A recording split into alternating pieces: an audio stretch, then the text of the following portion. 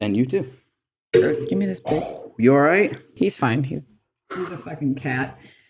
He can smack his head on anything. All right. Hi, welcome to the second episode of Adapt Overcome, the podcast where I sit down and have unscripted conversations with guests who've all overcome some form of measurable life challenge, in the hopes that the details of their stories may be able to help someone else who's struggling through their own challenges. My guest for today is an international model and cosplayer, part-time Twitch streamer, sometimes overall badass, Danica Rockwood. Thank you for sitting down for this. Thanks for allowing me to sit down for this. And we thought I could be standing for this. I was going to say, about making you stand, but you haven't gotten one of those fancy desks just yet. No, I've always wanted one of those, but I just don't want to renovate my entire room. No, I don't blame you. Things are expensive, like $500 for a decent one. Yeah, a decent one. Yeah, I've seen that they've had sales, but also they sell like gel pads that you can stand on to like cushion your like ankles when you're standing on those things, and those are another like couple $100s too. So it's kind of just like a huge I'm not sure if they're scams or not. Standing desks. I don't know if it's just like a facade or something. Well, science has absolutely proven that sitting down is detrimental to your health. Like truck drivers, people who do long-term driving have very poor health, really high rate of hemorrhoids. Fun fact for you. And it's because they spend so much time sitting. Yeah. I figured that it would be like, standing for long periods of time. I think anything for a long period of time is bad for you. I can agree with that. Well, I say everything in moderation. You can survive pretty much anything as long as you don't overdo it. Yeah. So I think it was, don't quote me on this, but I believe Hitler used to take small doses of cyanide, if not daily, then frequently, in an effort to hopefully build up an immunity to it because he figured one day somebody was going to try to poison him. Can you actually do that? Can you develop an immunity to cyanide over time like that? I'm not going to take it to find out. I'm going to Google that later. I know that he was like on a lot of coke or meth. Hitler? Yeah. Meth was a thing back then? I don't know. He was on a lot of uppers. Okay. But like that's why he was having like what looked like temper tantrum fits when he was giving his speeches, is like how he could just have the energy to like freak out like that. I watched a couple, this is going to sound really fucked up, but I was like, back when I was in college and I was like taking naps and stuff, I would like watch whatever I could on Netflix, and I started getting to the World War II segments, and I was asleep, and my boyfriend at the time came over and saw that I was asleep while watching a World War II documentary on Hitler's drugs that he would take. And they were like, yeah, he's on like a lot of coke all the time. Then you said, that sounds like a lot of fun. And I was just like, this is calming to me. I'm just going to take a nap. This is on calming. This couch. I don't know. I don't know. The World War II documentaries have like a really boring narrator, so it's really calming, but it's not calming topics that they're talking about, but it's just very soothing to war is soothing to me. I guess. I have no idea. You're painting a really brutal picture. Yeah. You ever seen Downfall? Nope. You know that 9 out of 10. Have you ever seen any movie? I've seen quite a few, just not the ones that you hold in high regard, apparently. Downfall is really good. Okay. It's a documentary. Well, not a documentary. It's it's a movie with real German actors, and they are literally like recreating the last moments of Hitler's life in that bunker. And they're showing everything. Okay. Everything. Like cyanide pills to children, like everything. And it's brutal. And it's really good, but... See, here's the difference between you and I. Yeah. I'm not sure I want to see that. But it's great. I didn't sell you on that at all, though. I was like, but it's cool if you're into history and you want to like Chernobyl. Have you seen Chernobyl? I saw the first episode. Yeah. It wasn't bad. I'm struggling to start the second episode because it's just not really my thing.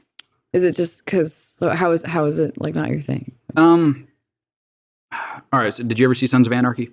No. Okay. I don't really like motorcycles, so I don't really fucking care. Okay. So then breaking. So I don't fucking care about Harley Davidson motorcycles and shit. It's not about motorcycles. That's what it looks like on the trailer. They're like motorcycling. And I'm like, I don't care about that. I mean, it's got motorcycles in it, but fine. All right. So then Breaking Bad will be the example. Yeah. Breaking Bad was good.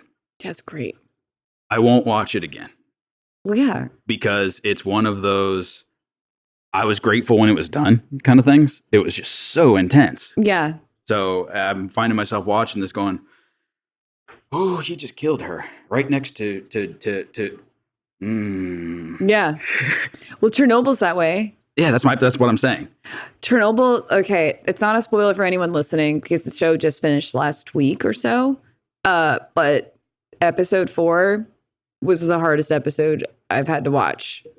And I bet there would be a lot of people who like don't respect the fact that this actual was a scenario that happened in real life. And I felt like people were going to be like, I'm not watching this show anymore. Like if it was like Game of Thrones or something, they'd be like, I'm not watching this anymore. That was just sad. Like you can't do that, but that's real life. That really happened. They had to do things like what they did in episode 4. And it was so hard to watch, but I really liked it because it's history. And I think that if you actually acknowledge the fucked up stuff that people had to do in war and in scenarios like Chernobyl, if you want to put that off in the back of your mind and act like it didn't happen, that's not fair to the people who had to execute those things. I could agree with that. Yeah.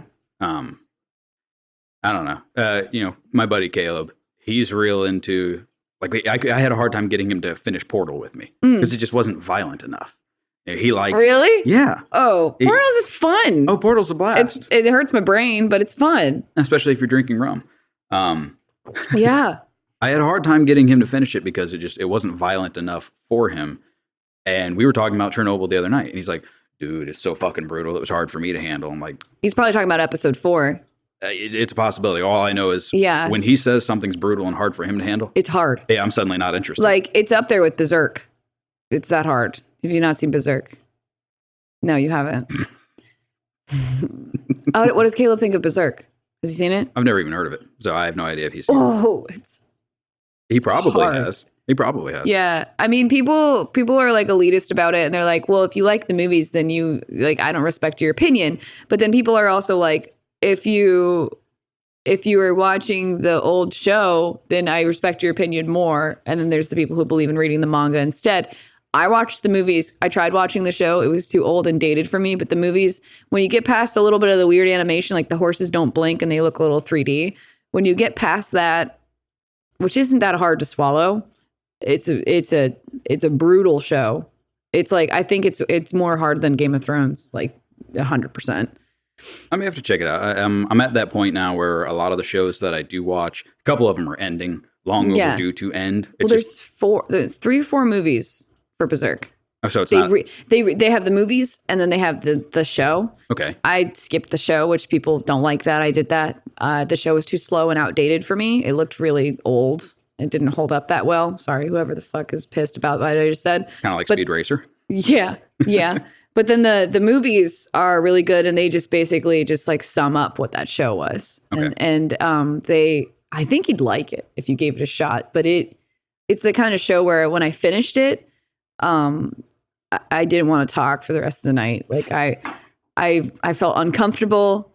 I felt like there was nothing right with the world, and I needed something really nice to watch after because I couldn't deal with it. It was hard. Turning me away. But it was so good. Like the fact that show can make you feel that way was what was great about it. But it's such a good story. Okay. It's like, it's so good.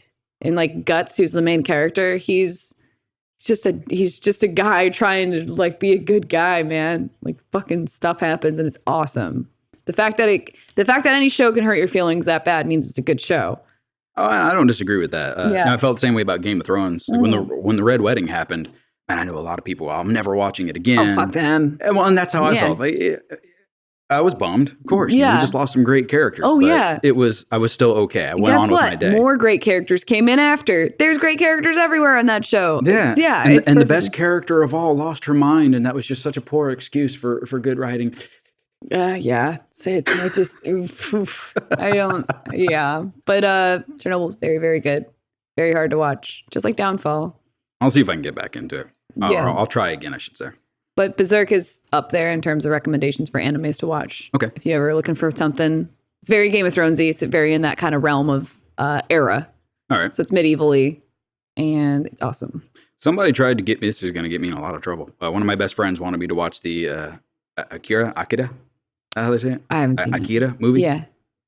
Got like half hour into it, and I have no opinion. I don't know which one that is. Finally, something that I've seen some of that you haven't. That makes me feel good. Yeah, it's now fine. You just got to watch Fringe. Fringe? Oh, wait, I think you said you tried Fringe. I think I did. I don't remember. It was so good. Well, for anybody who actually doesn't already know who you are, give us a little quick rundown of your life, things that you like to do. Obviously, you're a cosplayer. I do cosplay. I do Twitch streaming. I have a dog that's a corgi that everyone knows me more for her than myself and my work that I do. She's under the table. I pretty much just like live at the gym and I do photo shoots all the time. It's pretty much my life. It's taken over a lot of my time. So I don't really have that many hobbies. Kind of aquascaping, fish tanks. It's right over there, but it's like... That's kind of been your new thing lately. It's my new thing, yeah. I like working on fish tanks, which I've always been into fish tanks and stuff before.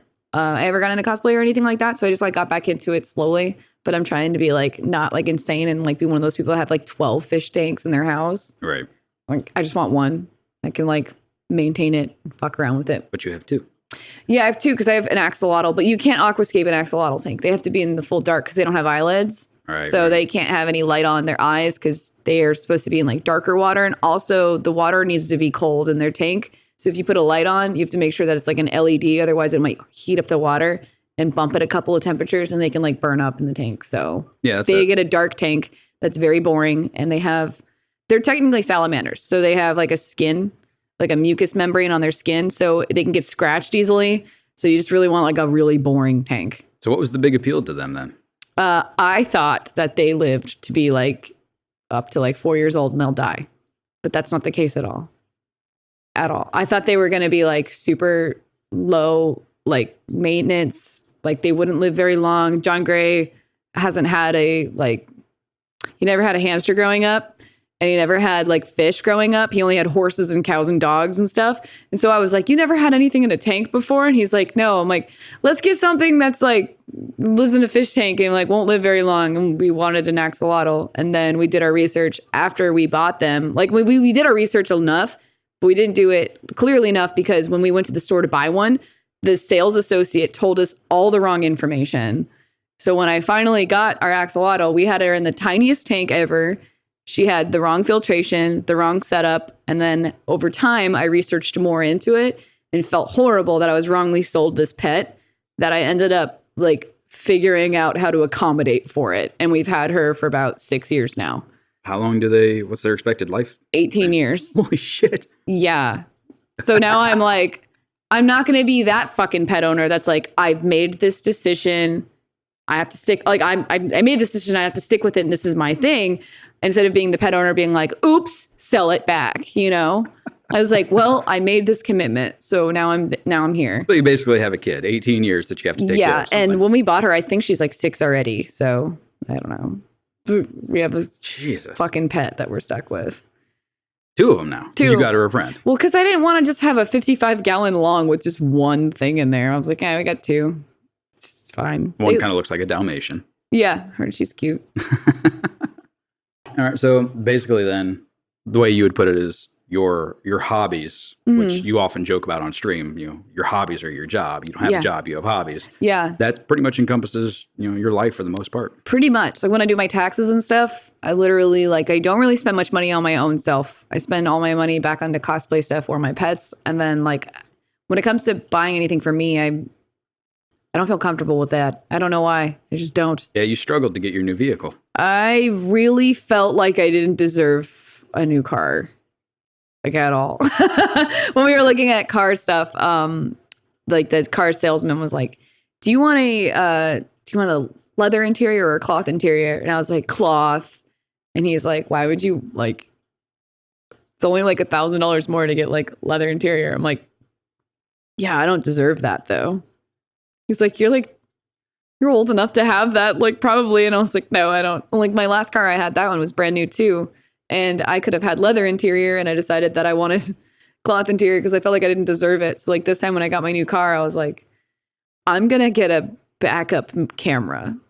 And I felt like that was like a luxury. That's not actually something that's a necessity. So I couldn't really tell myself that I deserved a car with a backup camera or I deserved a car with a leather interior or anything like that. So I'm kind of like, I'm going to get all the things. Do I deserve this? No. So, yeah, I struggle with that. I don't know. All right. We never really touched on exactly what challenge you wanted to talk about, but I had mentioned last night your entire childhood with, you know, very few moments was kind of one big giant challenge. It was a fucking mess. It sounds like it was a mess. It was. And I'll be the first to say that, when bad things happen to you as an adult, I feel like you've got better reasoning skills to say, this sucks, this is terrible, shit happens. Yeah. But you're already developed. You are who you are. So while they will have some kind of an impact on you, who you turn out to be when it's all said and done is not so different from who you already were, I think. Whereas when you're a kid, you were developing your outlook on life, and everything is pressed into you within the first 8 to 10 years of your life, predominantly. Yeah. And all that shit started for you since I was pretty 3. much out the womb. Yeah. Yeah. I was 3 when my parents divorced, and I basically was constantly, even though I love my dad like so much. He's like my superhero. He's my best friend. Like I love him to death. But he even was immature about it in the divorce. Like my mom would always shit talk my dad. My dad would always shit talk my mom. And basically it was a constant fight of, my parents had joint custody of me, but they always were like, who do you want to live with more? Like, who do you want to stay with? Like they would constantly do that to get at each other. And after a while, when I was like 7 or 8, I would just be like, this is your fight. This isn't mine. So then somehow my brain would just be like, how about we just take ourselves out of the situation and let them deal with it, and then don't listen to them and live your life. And so like, that's basically like what I did, and how I was able to stay so sane in those moments. It was just like, that's their thing. That's not mine. So like whenever they fought, I just was just like, I'm gonna go play video games. I'm gonna go do something else. So it was kind of nice to just, take comfort in your own self, right, and not seek it from other people. So whenever I'm like upset or anything like that, I usually self-soothe pretty nicely for the most part. But yeah, no, my childhood was all fucked up. It's not very happy. It's not very fun to talk about, but yeah. Do you remember what the catalyst was for your folks getting divorced at that age? No. I think that my mom and my dad wanted to split up before I was even thought of. I think it was when my brother was born. My brother's 2 years older than me. And when he was born, my mom and my dad were fighting and not getting along. And then I think my dad found out that my mom was pregnant because my aunt called my dad and was like saying that my mom wanted to get an abortion with me. And she did get one. But I'm fucking here, bitch. It didn't work. Like, I think back then they were like that's when abortions were all shit. And like they went to like a sketchy place or something. And so the abortion that she tried to get with me didn't work. And my dad found out, and they like tried to make things work. And then when I was 3, they really couldn't make things work. And then my mom like left with all the furniture and all the kids, and left and went home to another place and moved out when my dad was at work.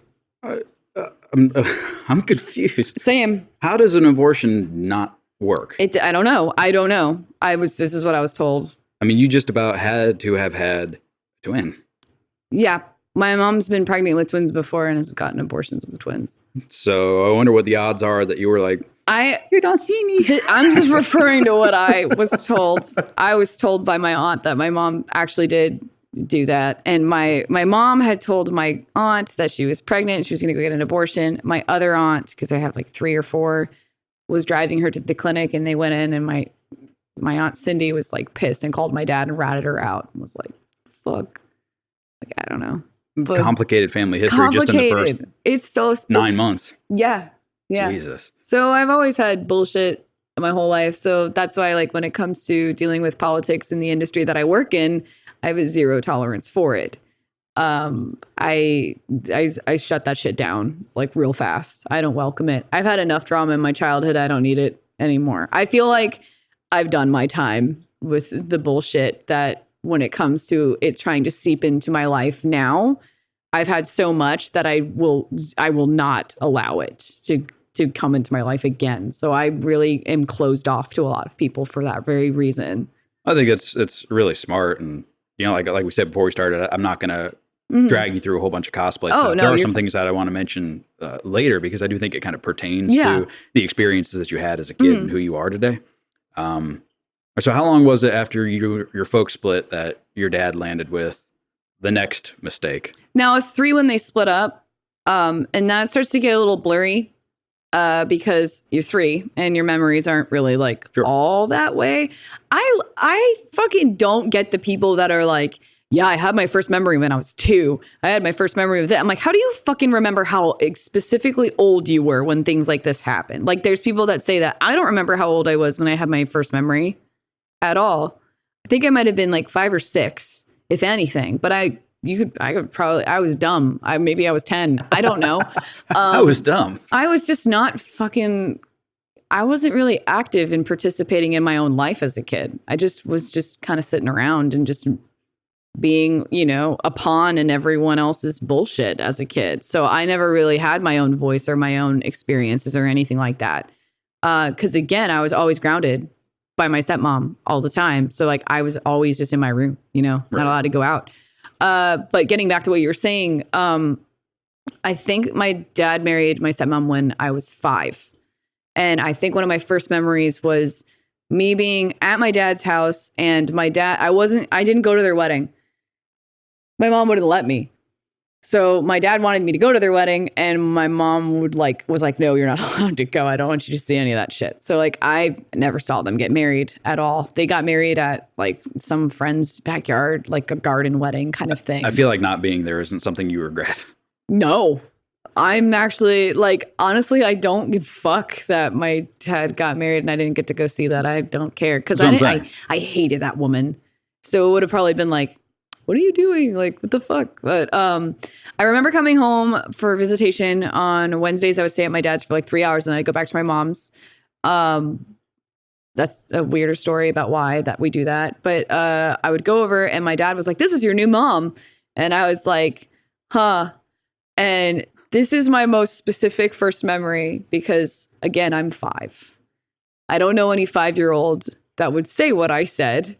And honestly, me knowing what I know now, I would have never said what I said. But I was like, she's not my mom. And he's like, yeah, she's your new mom. And I was like, no, I have a mom. And he's like, no, well, this is your other mom. I'm like, I don't have another mom. That's not my other mom. And I'm thinking as a kid, I'm like, my mom gave birth to me. I'm not going back in and getting rebirthed again by that woman. So therefore, she's not my mom. So I'm being a dumb 5-year-old. Okay. She's taking it as I'm being like an adult and being like, there's no fucking way you're my mom. I wasn't being that way. I was like, this doesn't make logical sense. So you got off on the wrong foot immediately. Oh yeah. And then I asked my dad, I was like, well, so you can have more than one mom. And he's like, yeah, you can have more than one mom. And I was like, okay, how many other moms has she been to other people? And she had 2 other kids before. And she was like, well, she has 2 other kids. And I was like, what? And my dad's like, you have a brother and a sister now. And I was like, well, what about my mom? Are those my actual mom's kids? Like those is now my stepbrothers and stepsisters that belong to my biological mother? Is that how this works? Because I was just like confused. And then I was like, Dad, how many times can you get married? Like, how many times are you allowed to get married? And he's like, well, I've been married twice now. And I was like, how many times has she been married? And he said 6. And I went, holy that's shit. too many times. I said that right in front of her face. I was like, that's too many times. You can't do that. Is that allowed? And then he was like, oh, shit. And I was like really freaked out from it. And I didn't like it. And then when we got dropped back off at my mom's and I was like, Mom, Dad says I have a new mom now. And she's like, the fuck? And I was like, and did you know you can get married 6 times? And she was like, what the fuck? And so like then ever since then, she never liked me. I never liked her. And that being married 6 times resonated for the rest of my life as a kid. Because when my dad and my stepmom divorced, I was like, I told you the day you brought her here, she was married 6 times. That's a fucking red flag. At the time I was 5. I've never dated anybody before. I know that's a bad sign. What the fuck, Dad? He's like, oh, I just have a bad taste in women. I'm like, yes, you do. I was actually going to say, I know that your father was basically your hero, but is it safe to say that his taste in women was kind of... Oh, fucking, it's garbage. Oh, it's horrible. Everyone in my family makes that joke.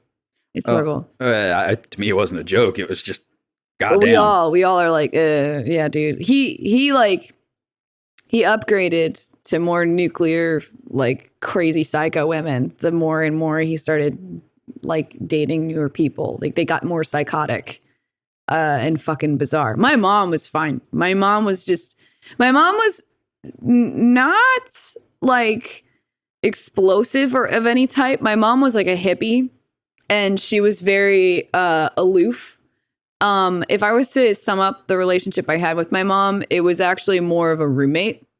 So my mom was there. She'd grocery shop. She wouldn't help you with your homework because it's not fun. She only wanted to have kids when it was fun. Like she was like, it's like basically a babysitter. She's like, yeah, I'll watch movies with you. Yeah, we'll decorate the house on holidays. But when it comes to being your parent and showing up to like school meetings and picking you up from aftercare, or, you know, like telling you about puberty, or being, you know, doing the hard part of being a parent, or doing the thing that you have to do as a regular parent, she was like not participate. He was negligent is what it sounds Yeah. like. So she was like, she wasn't like, yeah, it's negligence, but it wasn't like it was, you know, like she's not beating you up or anything. Right. So like my stepmom would. So it was kind of like either you go home to your mom who's like negligent, or you get to go see your dad who has like all the cool video games and all the cool gadgets, and he's your best friend, and he's actually a really good parent. He wants to be more involved in your life. But yeah, so like anytime I wanted to be around my dad or anything like that, I had my stepmom as a deterrior from that. So it would be like, you want to hang out with your dad, but you have to get the shit kicked out of you by your stepmom all the time. And then you have to be grounded. And then you have to be treated like you're a pathological liar and a sociopath for the whole weekend. So it would be like, do you want to spend more time with your dad? And my mom would always ask, like, who do you want to live with? My mom knew that my stepmom was there and that I didn't like her. So she would always be like, if you want to live with your dad, you can, but you got to deal with your stepmom. So living here is better, right? And like, she would be manipulative that way. So it was always like, there's always a catch. She needed to feel superior. And she used you to do it, which sucks. I hate when people do that with their kids. Yeah. It's like, I always wanted like at my mom's house, I always wanted a cat. Like I always wanted a cat. And my mom was like, we're going to foster kittens. And I was like, okay, cool. And we got all these kittens and we were bottle feeding them and they were like awesome. And then she made sure that I like loved them for like a couple weeks. And then she's like, where do you want to live? Your mom or your dad's? And I'm like, you can't fucking do that. Like she would do shit like that. I wanted a dog. We got a dog. We only had a dog for a week because she got my half brother Todd to like bring it and rehome it to somewhere else because I didn't tell her I wanted to live with her permanently because she got me a dog. Jesus. I was like, whew. Yeah. She would do shit like that. Cause I'd hesitate. Cause if I said I wanted to live with my mom permanently, I would never see my dad. And I loved my dad. But I never wanted to say I wanted to live with my dad because I knew my stepmom was there. So then it got to the point where it got dragged out so far that I was like, fuck you and your game. I'm living with my dad. And I put up with my stepmom for 6 years. And then they ended up getting a divorce. I mean, I told that story on stream. It was like a huge blowout where one day she wouldn't stop hitting me and I got sick of it. So she hit me right in front of my dad and I punched her back in the face and broke her nose. And then all hell broke loose. And my dad realized that, I actually let a really violent, abusive person into my daughter's life as a second chance for a mother. Couldn't handle that. They got a divorce. So your biological mother then was more of the mentally and emotionally abusive one. And your stepmother was all about the physical shit. No, all about everything. Oh, she was an all-encompassing one. Everything. She would say Jack things. of all trades. Oh, yeah. She would say things like, which I could never understand. She would say things like, I usually love you, but today I don't. Ouch. Yeah. So I was just like, as a kid, I'm like, what does that mean? I was like, how do you feel that way? So you tell everybody that your biological mother's dead if they ask. Yeah. Why not the stepmom too? I mean, what a great story. Both my moms are dead. Both your moms? I should start saying that now. Both of my moms. I think you should. Were you raised by a lesbian couple? Oh my God. Depends on when you ask. Okay, I'm going to start saying that now. Cool. I realize that. That's the new story. I guarantee my stepmom doesn't give a fuck about whatever I do. When she left, clean cut. Never heard from her again. no messy ends, nothing. That's good. Which is actually like, as I'm getting older, I'm realizing how fucked up that is. Before I was like, good, and fuck you too, and I don't want to see you either, and good, we mutually hate each other, understood. But then as I'm getting older, I'm like, that's fucked up. You were in my life for 10 very important years of a child's life, from 5 to like 16 or so. Right. I'm like, those are big. You taught me how to drive a car, like you taught me things about growing up, and you're gone. Not that I need you as a support system, but I'm just like, you aren't even a little curious what the fuck I've been doing. Like, she didn't have that emotional bond. No, I know, which is wild. It's like, you're gone. Like, there's nothing. The last time I saw her was in court. Makes you wonder how people can be like that, doesn't it? It's fucking crazy. We were talking about, I was talking with a couple people last night about how if you really want to, you can look into murders and rapes and, abuse of any kind. And you can really boil that down to a mental malady. Yeah. Can you honestly look at somebody who commits a school shooting and say, no, he's in his right mind, or she's in her right mind? No. Yeah, I don't think so. No. I also don't think that, look, I'm all for appropriate punishment. Yeah. If you, as a kid, if you do something that you're told not to do, odds are there's a reason you were told not to do it. I'm not against, a swat on the butt. Nothing severe. You don't have to leave a mark. You don't have to leave it red, just enough to get attention. Yeah. I don't consider that abuse. I consider that discipline, because life is hard. When you become an adult, life kicks the shit out of you. Mm-hmm. And if you're really lucky, that doesn't start until you're an adult. Yeah. I think the best way to prepare people for the reality of life is to start it early. Don't rob them of their childhood. Don't be, super strict, but here's why you don't touch a hot stove. And if you do it again, you're going to burn your hand. And I'm just going to say, I told you. Yeah. That kind of thing.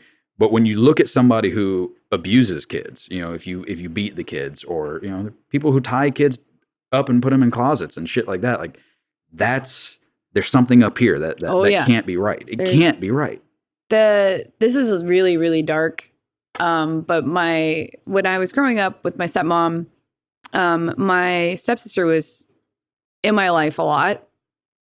She was like, I think she was like 26 when I was 15, and she got married, and she was pregnant, and she had a kid, and she was always around, but she was always like really nervous whenever my stepmom was around. She was always really cool with me, and I was always really cool with her. And when she had her baby, my stepmom wanted to hold her grandchild, and my stepsister started freaking out and crying and like didn't want her to hold him, and was like, no, and got like really nervous. And me not realizing anything, I was just like, oh, she's just like a weird new mom. Like, she doesn't want anyone to hold him. But she was like, no, I don't want you to hold them. I don't want my own mother to hold It was a trust issue. Yeah. She was like, she's been through a bunch of shit. And she didn't want my stepmom to hold the kid, to put her, like, I guess it was symbolistic of that. Like, right. She could do something to her grandkid or something. Like, I don't know. And the entire time I can possibly remember, I never really saw my stepbrother too often. He was in and out of rehab constantly. I didn't know why. Didn't care. None of my business. I'm playing fucking Animal Crossing. Fuck do I care? I'm a kid. I'm playing Star Wars. I'm trying to be a kid as much as I can. When my dad finally filed for a divorce, my stepsister called my dad and was like, do you know why my step brother, his name's Donald. He's like, do you know why Donald is like never around? And like your ex-wife now. My dad's like, no, he's like in rehab and stuff. Well, apparently when she was married to another man of the biological father of my stepbrother. They were living in like New York, and Donald wouldn't stop crying, and she didn't know how to make him shut up. So she kicked him in the balls as a little baby, and one of his testicles never descended. So he had a testosterone imbalance for his whole life and had to get surgery to get his shit fixed. And he's infertile, and he's mentally fucked up from the uneven amounts of testosterone he was getting through his body. And so he was doing drugs and all that kind of stuff. And he doesn't want to be around his stepmom at all, my stepmom anymore. He's just like, I don't fucking want to be around it. My dad didn't know that. And no one told him when my dad married that woman. And my dad just cried and was like, I can't believe I let my kids be around a woman like this. And 2 years later, he died of a stress-induced heart attack. So like he had all the guilt like about that. So She was also, there was a bunch of court hearings with her, and she was banned from the state of New York for a couple of years. You know, you have Google now. You can research the bitch you're dating on Tinder. Right. A little bit more, but then you couldn't. Back then it was like 80s, 90s or so. So was there ever any part of you that, this is a shitty question, but did you ever feel like a little resentful of your dad for not seeing the signs or not knowing? I mean, 10 years, that's a long time to miss that. He didn't miss any of the signs.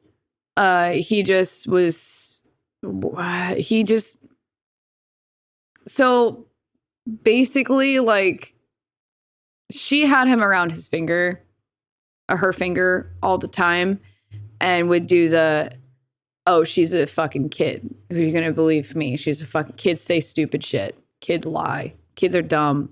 She had me from the age of 5 up until 16. So she conditioned my dad into thinking that I am that way my whole life, and that's who I am. So, like, I am a pathological lying child that steals and sneaks out of the house all the time. So because she was around that time in my life where I'm growing up, she was able to frame my dad's perception of me in that way. So he couldn't see the signs because she had formed everyone's opinion about me for them. Now, as far as you're aware, was there ever any kind of like physical altercations between the two of them prior to, the close proximity of the divorce? No, he never like hit her or anything. No, I meant more like her attacking him.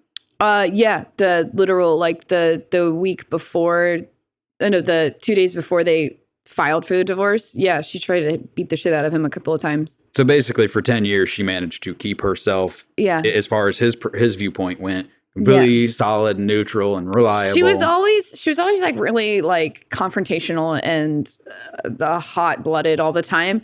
But she always said she was Italian, and she was like, "That's the way it is. It's me being Italian." Jesus. And then we found out that she's not Italian; she's Puerto Rican, which doesn't matter because why the fuck would that matter? And so she had she married, she had my step-grandfather or whatever. That's not her biological father. We thought that was. His last name is Giordano. So we were like, oh, she's Italian. But she had like her biological father was Puerto Rican. So we kept thinking she was Italian, and she would keep saying, I'm really confrontational because I'm Italian, and I'm really loud because of this, but she's Puerto Rican, which doesn't fucking matter. But then my dad would be like, oh, that's how like Italians are. They're just really loud and they're assholes, I guess. I was like, that doesn't make any fucking sense. My dad is a conservative Boston guy, Irish Catholic. So they really, really lean on stereotypes when it comes to reactions for people. When I don't believe in stereotypes, I believe in people are people and they should act like fucking normal humans towards others. I don't care where you're from. Be nice to people, I can agree with that. Yeah. It doesn't, just because you're like, oh, well, I'm Italian, so I have to speak with my hands and do all this kind of shit. I was like, okay, have some fucking self-control. I'm Italian. I don't do that. Yeah, well, if you beat the shit out of my front door and then like broke half my house, you're like, oh, sorry, I'm just so Italian, I've got Viking blood in me. I can't help it. Yeah, so my dad didn't get to see the flags of any of that because she manipulated him so well into doing that. Apparently, even if I don't know the Florida marriage law stuff now, but like 10 years ago, it was if you are married for 10 years, even if you have a prenup, you still are entitled to half of everything. And my dad and my stepmom filed for a divorce 10 years and 2 weeks on their anniversary. Like 10 years, 2 weeks after their 10-year anniversary, she filed for divorce. And the judge saw that and was like, nope, I'm not honoring that. That's way too weird. Because she had just got him to revise everything in his will. Right there on the 10-year mark, because my dad was turning 50. So she had a long-term plan. Oh, yeah, we bet she did. She didn't want to seek out a job, so she was like helping my dad out with his company. She didn't do anything. She didn't make her own money. All the money she was making was from my dad's business. So when she filed for that and then filed for a renew on their my dad's will and saw that my dad was actually filing for her to inherit the house he built and my brother to get the Corvette that he was building. My brother and I were going to get money from it, from him, from his estate. And then we had a palm tree farm. So my stepmom could sell all the palm trees and make all the money off of that, which was fucking killing. Cause some of the palm trees my dad had were $500 a foot. Yeah. They're ridiculously expensive. Huge trees. So $500 a foot and you got like a 24-foot tree on one tree. You're like, make bank. Yeah. So basically my dad was like, sell all the palm trees and sell the house and sell the lot and you can get whatever money you want, but I'm going to give you a place to live if I die. And she didn't like that. She wanted money.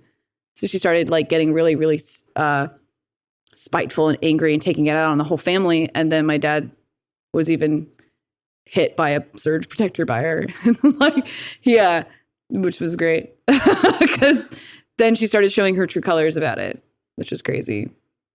Another thing to kind of add some perspective, which I didn't on stream, she had fallen down the stairs and had a herniated disc in her back. And she became addicted to painkillers. And she became addicted to oxycodone, Oxycontin. She had a lot of Lubriderm patches. She had Percocets. And she was doctor shopping with intent to basically... The amount of pills that she had stashed looked and was valid enough to say that it was intent to sell. But she was hoarding it. She wasn't selling it, but she had enough. Right. She would sit on piles of it and just hoard everything. One thing that I have some minor side effects of being like living with her still to this day. And one of them is when I was at John Gray's house, at his parents' house, his dad was like in his bedroom and he came through the front door and he's like, Dad, I'm home. And his dad was like, I'm in my bedroom. And so then he just walked straight into his parents' room. And I was like, you don't do that. You don't go in your parents' room. Like I don't go in my parents' room. Like you're not allowed. My stepmom had like deadbolt locks. So we couldn't go in my dad's bedroom because she had all those fucking pills in there. And she didn't want us knowing about it. And so I was always like, she would always be really hella fucking paranoid and be like, did you go in my room? Were you in my room? I was like, no, the fuck, I've never even seen your fucking room. I was living in a house where I never saw a room in that specific house for like my whole childhood. I never saw my dad's bedroom. I didn't know what it looked like. Just didn't know. My dad's like, that's why she has all those pills in there. I was like, oh. Did he know that? Mm-hmm. Yeah, he knew that. He just thought that she was like a psycho and was just like really like, she had a couple of hospital scares. So he thought that she was just in case there's like a hurricane, like I'll run out of medication. My dad just didn't really pay attention to a lot of things either. So he was a little aloof himself with certain things. Yeah, but then when the divorce happened, he immediately went fucking Rambo and he's like, guess what? Come into my bedroom. And then we came into his bedroom and he like took like this shelf and like pulled it apart and then took all of the pills. I wish I had this picture still. I don't have it. We submitted it to the DA. And it was crazy is we could play Jenga with the little orange tubes of pills. Jesus. So we could stack them and make a pyramid. We were literally playing Jenga like as a joke. Me and my brother were trying to like laugh about it and have fun. And so we were like, oh, Jenga with oxycodone, like it was bad. You could stack all the tubes up and we took a photo. We had to take photo for evidence. And I don't know where that photo is. I don't have it anymore. It was 13 years ago. And we submitted it to the DA because my dad was like, fucking game on, if you're gonna be this kind of person, I'm gonna like pull all the shots too. So he reported her ass. And unfortunately, she was doctor shopping and had a lot of pain managers that were not aware of her doctor shopping and getting more and more prescriptions and taking them out in all these different locations so she could like up the amount of pills that she had. One of my best friend's mothers was her pain manager. So when my dad pressed charges, he had to go to one of my best friend's parents' house and be like, listen, you were prescribing her way too many pills and we need to have a talk about this because what the fuck? Basically like she was so hopped up on Percocets all the time. I didn't know what they were. I don't know. I'm a kid, you shouldn't fucking know. She handed me this Altoids tin and said she needed a Tylenol and described the shape and color of the pill that I needed to hand to her while we were driving on I-95. She's taking an entire Percocet while I'm 13 on the fucking freeway. Yeah, I didn't even know that you could drive while doing that kind of shit. She also put something on my account when I got my wisdom teeth taken out. I was prescribed oxycodone for the pain because I had a really severely impacted tooth. And John Gray went to CVS to go take out my prescription. And they said that I need my stepmom's permission because she did something on my account where she has to sign off on it because I have an allergic reaction to opioids. She was jacking your shit. Yeah. So she was taking out pills in my name. We ended up finding out. So I had the IV drip when I had the wisdom teeth taken out. So I was fucking knocked out. So John Gray kept calling me on my phone and I wasn't answering because I was asleep because I was medicated. I was out. And he had to call my surgeon that did the operation for my wisdom teeth and was like, she can't have opioids. Apparently there's some like weird complication and they had to finagle some kind of weird way where I could get Vicodin or something instead. It was pretty terrible. But yeah, she was taking shit out in my name and my brother's name and my dad's name and her name and then doctor shopping and having all these pills, which contributed. She was also a terrible person before. And it's such a more complicated issue too, because that's the kind of thing that, God forbid, obviously swatting wouldn't have been a problem back then, but there are moments where they go into the wrong house or, let's say that she had, I think it would be fair to say that with everything else that she was doing, she was probably doing something else nefarious as well. Oh yeah. She was like cheating on my dad. And so had there been any reason at all for, the authorities to break into the home and start searching, finding that you guys all Child Protective Services, your dad guilty by association. This is your bedroom. This is your wife. How do you not know? That would have been. Which I think that's why my dad didn't actually call the cops on my stepmom and be like, yo, this. Instead, he called the DA and was like, played things smarter than being like, I'm going to call everybody on. I don't know. It was crazy. I fucking didn't know. My dad, like I remember he threw his back out once when he was like working and he was like, oh, my back hurts. And my stepmom was like, have a Percocet and just like gave him one. And my dad was like a grown ass man. And he's like, man, I can't have a whole, I need a half of one because they knock me out. And my stepmom was tinier than me and she would take a whole Percocet and operate and drive a car. And my dad would be like, Christ. I need half of one and I need to lay on the couch and then I'm just going to watch TV and be just out for the rest of the day because my back hurts so bad. And my stepmom's just like popping them like fucking Tic Tacs. And I'm in the car. If you were going to take a guess, I'm sure it's hard to remember. I know you don't have the picture anymore, but if someone said, how many pill bottles do you think you found? Rough idea. At least 24. Holy shit. At least 24. And then we had Lubriderm patches or Lycoderm patches.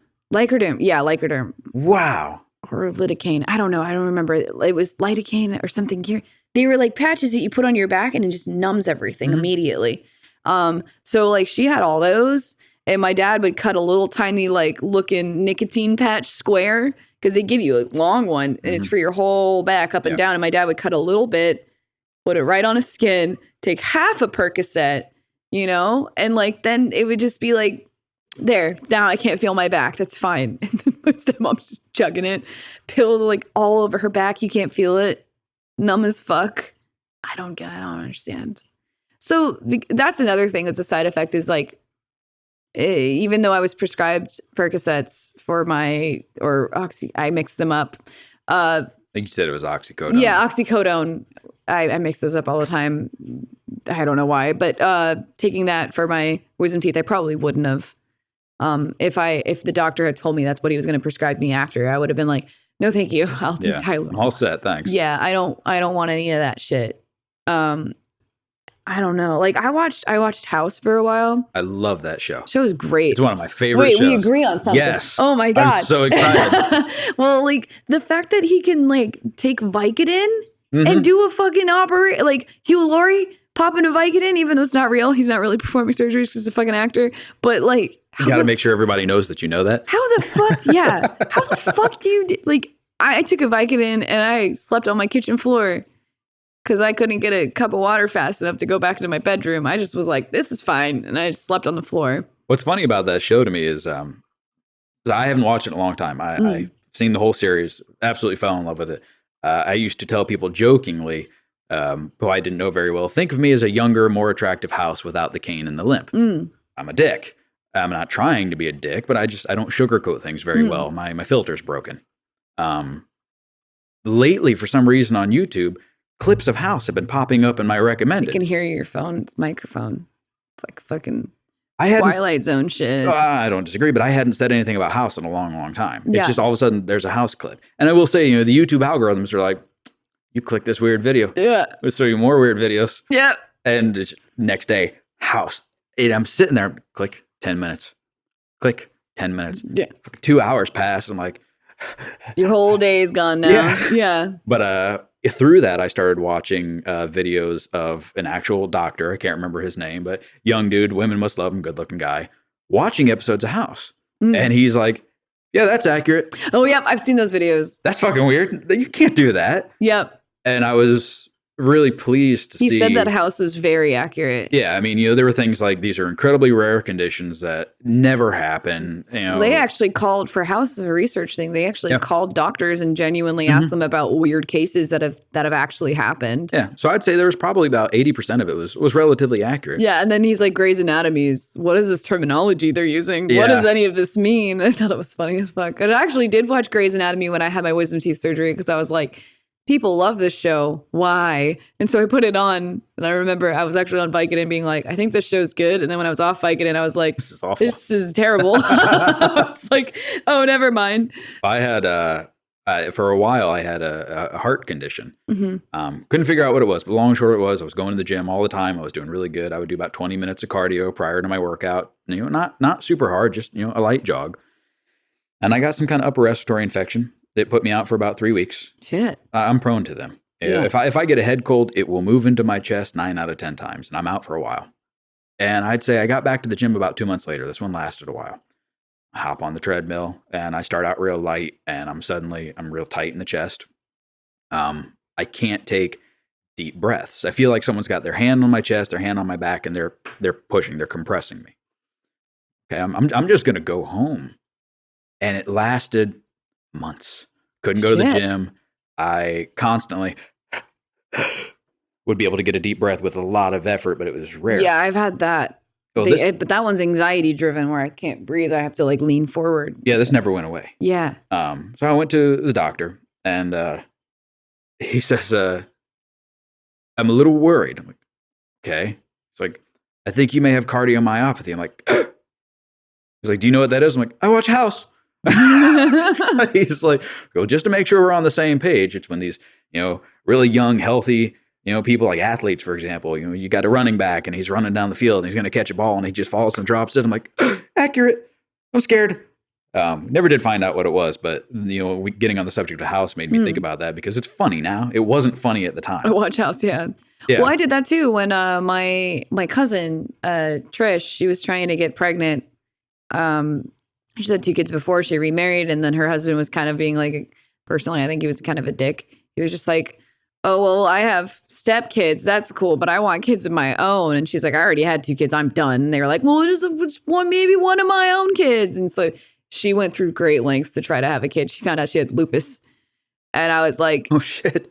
I was like, yo, I watch House. It can't be. It's not. No way is it lupus. It's never lupus. It's not. And so she was like, oh, yeah, I have lupus, which is kind of hard because it's like hard to diagnose. So you can't really figure that out. It's just like a bunch of weird shit. And my aunt, she texted me. She goes, yeah, she has lupus. I was like, fuck you. No, she doesn't. But I think she really does. I'm not sure. But you know what? Hey, whatever. I thought it was funny. Well, those YouTube clips. You shouldn't laugh, No, that's okay. That's not fucking funny. But like, I was like, no, she doesn't. We said this would be a dark podcast. Yeah. It's funny, the clips of House on YouTube, how they have the hashtags now? Yeah. One of them is it still lupus? Oh, good. Or it's lupus. They've got like 3 or 4 different ones that go back and forth and have something to do with lupus. And then all of these clips are actually on the House MD YouTube. They started sprouting up last year, 2018. They started uploading them. Like, people really want House back again. Oh, it was great. Yeah. And you know what? Speaking of shitty endings, I thought it was a good ending. I was all right with how it ended. I was fine. Yeah. People don't like open endings. I didn't really consider this an open ending. Yeah. I mean, nobody died in the ending. I mean, you know what happened to Wilson, of course. Yeah. Spoiler alert. But I think it was a nice way to end this long running great show. Oh, yeah. I do kind of wish they had diagnosed Wilson a little sooner instead of, I think, the actual finale. It gave us some time to chew on it a little bit. Yeah, it would have been nice. Yeah, but I thought they did it was such a good show. I want to go home and watch it right now. I watched it all of one of the seasons back to back, like during Christmas time when I was stuck in a blizzard in Boston. And marathoning it is not, I would not recommend it because after a while, all the episodes seem similar. Yeah, well, I mean, they've got their formula just like it's shows. back to back to back because it's actually not about the diagnosis of the patients. No. It's more about the character development of the medical staff. Mm-hmm. And the medical staff, since it's such a long show, it develops over time. Like it takes a very long while for something new to pop up. When we were watching this season, I was like, we're stuck in a blizzard. We got nothing else to do. We just kept watching House. And I was like, that's when you get with your friends, you starting to say, like, you're all doctors. You're like, it's not lupus. Maybe it's this, or maybe it's this. And then suddenly everyone in the living room is a fucking doctor and we all know shit. And like, we don't, but we're like trying to claim the medical illness before the doctors catch it. And it's like a little at-home game show. Yeah, we had nothing else. We literally watched House all day one day. Some of the best shows I've ever found start that way. Like, did you ever watch Smallville? No. Okay. Smallville started for me when I was bedridden. Yeah. And I had cable TV at the time. I had a box. And my grandfather liked Smallville a lot. I just hadn't gotten into it. Can't get out of bed. I feel like I'm fucking dying and I've slept so much I cannot sleep anymore. I'll try it. It's on ABC Family. And they used to do 2 episodes in a row every weekday. Mm-hmm. Next thing I know, I'm like, this is really good. And I'm like head over heels in love with Lana Lang. Holy shit. Went out the moment that I felt good enough that I could drive somewhere and not crash into somebody. Bought all 4 seasons on DVD that were available for sale still and just marathon. Yeah, plowed right through them. I caught up in a week. Right now I'm watching Handmaid's Tale. I can't get into it. I tried. I got 3 episodes in. I'm like, it's hard. It's hard to watch. Yeah. I couldn't. It's good though, but it's hard to watch. But like Hulu does this new bullshit. It might not be new, but I don't really watch Hulu that often. But they do this thing where they release the newest season of Handmaid's Tale, and you get 3 episodes, and then from there on out, they're going to release a new one every Wednesday. So I just binged all 3, and then I'm like, the fuck? It's not like Netflix where they give you everything. Which honestly, I thought Netflix should have that approach, and I've been saying that for a while. Like with Orange Is the New Black, I'm like, they should just release a new episode every day. I mean, every week. So people who like get Netflix and get that 7-day trial period, they just binge it all and leave. Like that doesn't keep them in, but they just have reoccurring shows, you know? Mm-hmm. So that's how they get you. But Hulu's like, we don't have that kind of draw. So now we got to milk it. And now I'm like, fuck you, Hulu. I need my fix. Like I actually sat down getting ready to be like, ooh, we're going to make some costumes and we're going to just binge this show. And then we're like, oh, and it's done. And you don't get any more till Wednesday. I'm like, what is that?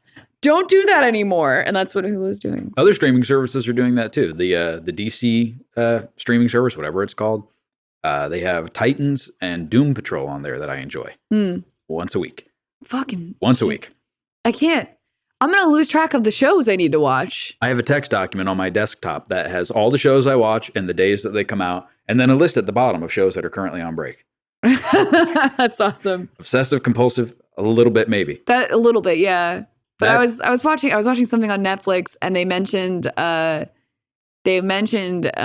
something about fertility, and I immediately was like, huh. And I was like, around this time last year, I was watching Handmaid's Tale. Around this time last year, hold on. And they like took my web browser, went on Hulu, and they were like, the new season of Handmaid's Tale came out yesterday. I was like, no fucking way. How did I just remember? They came out last night. Oh my God, I didn't know. No one on Twitter said anything. I was like, putting it on. So happy. Wait, there's only 3 episodes. Oh, fuck. See, this is how I ended up doing this. Have you heard of the TV show The 100 or The 100, depending on it? All right. It's a good show. And it I ended accidentally did makeup, then it looked like one of the characters from the show.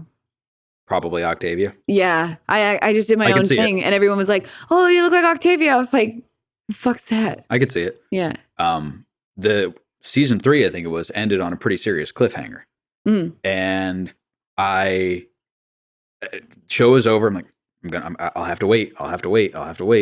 And I thought I had liked the Facebook page, but I didn't. Well, all of a sudden I see, more than a year later, the new season of The 100. Yeah. All right, no big deal. There's a lot of people doing that. Westworld's taking 2 years. Game of Thrones took, what was it, 2.5 years? So I start this first episode and it's like, previously on, and like, something's not right. They weren't on this planet. What? Oh my God. I had missed an entire season that aired. Oh. And fucked it all up for me in 2 minutes with the previously on, trying to figure out where I was. So like, I'm not doing this again. Text document Monday, Tuesday, Wednesday, everything lined up. Then you have a whole new season that you could catch up on, I guess. Yeah, it took me about 5 days. Yeah. Because I was so pissed. Like, now I feel like I need to get through this so I can get to the shit that I don't now know.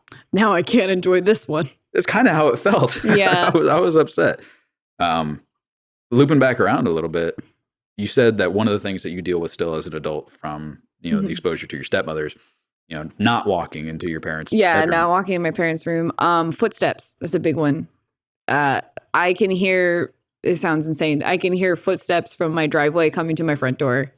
Anyone walking to my front door. I know if they're there. The one thing that throws me off is whenever there's a postal service person coming up to the front and I recognize their footsteps. It gives me a little bit of anxiety, but I can tell the difference between Adam's footsteps coming into the driveway, to the front door, and John Gray's. And my own brother's too. He lives in Tallahassee. If he comes and visits me, I can tell his footsteps. Like, I can hear them because my stepmom would walk around in the house and she would like walk really aggressively, and her footsteps were like, her stride was really short, but it was also like really strong. Like, she'd really hit her heel down on the wood when she'd walk. And I'd be able to tell the difference between hers and my dad's and my brother's. And if it was hers, I would get the fuck up and like act like I was doing something in my room, like cleaning or something. Anytime she'd come by my door, because I knew if she opened the door and I looked like I wasn't doing anything, she'd be pissed off at me. So like, that's a thing that I had to tell myself to calm down with the footsteps. And when I moved out of my dad's house, that stopped. But like, I still hear, like, if John Gray is walking around the house, I know it's him. And I hate the fact that I can literally, like, my brain is like, if you're playing like a multiplayer game and your party members on the other side of the map and you can see their little name icon. Yeah. It's like that. Like, I hear John Gray's footsteps. I know that's John Gray walking around in the distance. Like, I know that's Adam walking around in the distance. But I hate the fact that my brain tracks all of that still. That's like a one weird side effect thing. One of the things that I really admire about you as a person is how open and honest and candid you are with these things, specifically on stream. And I mean, I'll make the joke to, certain people who are like, well, who's this person I hear in the background? Somebody calls me, like, well, that's, Danica Rockwood, friend, cosplayer, moderator, so on and so forth. But, I'll tell people, like, she's like the real life human Deadpool, and that I think she hides a lot of her pain behind humor. Yeah. Because she laughs about things while everybody else is like, because it's mine. That's why. It's mine. That's because it's mine. I do this. Because it's shit I had to deal with. And if I can't laugh at it, the fuck am I doing? Right. Like, I wish I had someone that was going through shit that I was going through when I was growing up. And I could be like, I need to ask them for advice if I'm in a type situation like that. Like, I never had anything. I was just like, after a while, I just got really tired of being bullied, and I just stood up for myself and realized. I remember my dad told me when I first moved in with my stepmom and my dad permanently from my mom's, he was like, don't ever put me in a situation where I have to pick between you or Lisa, which is my stepmom's nickname.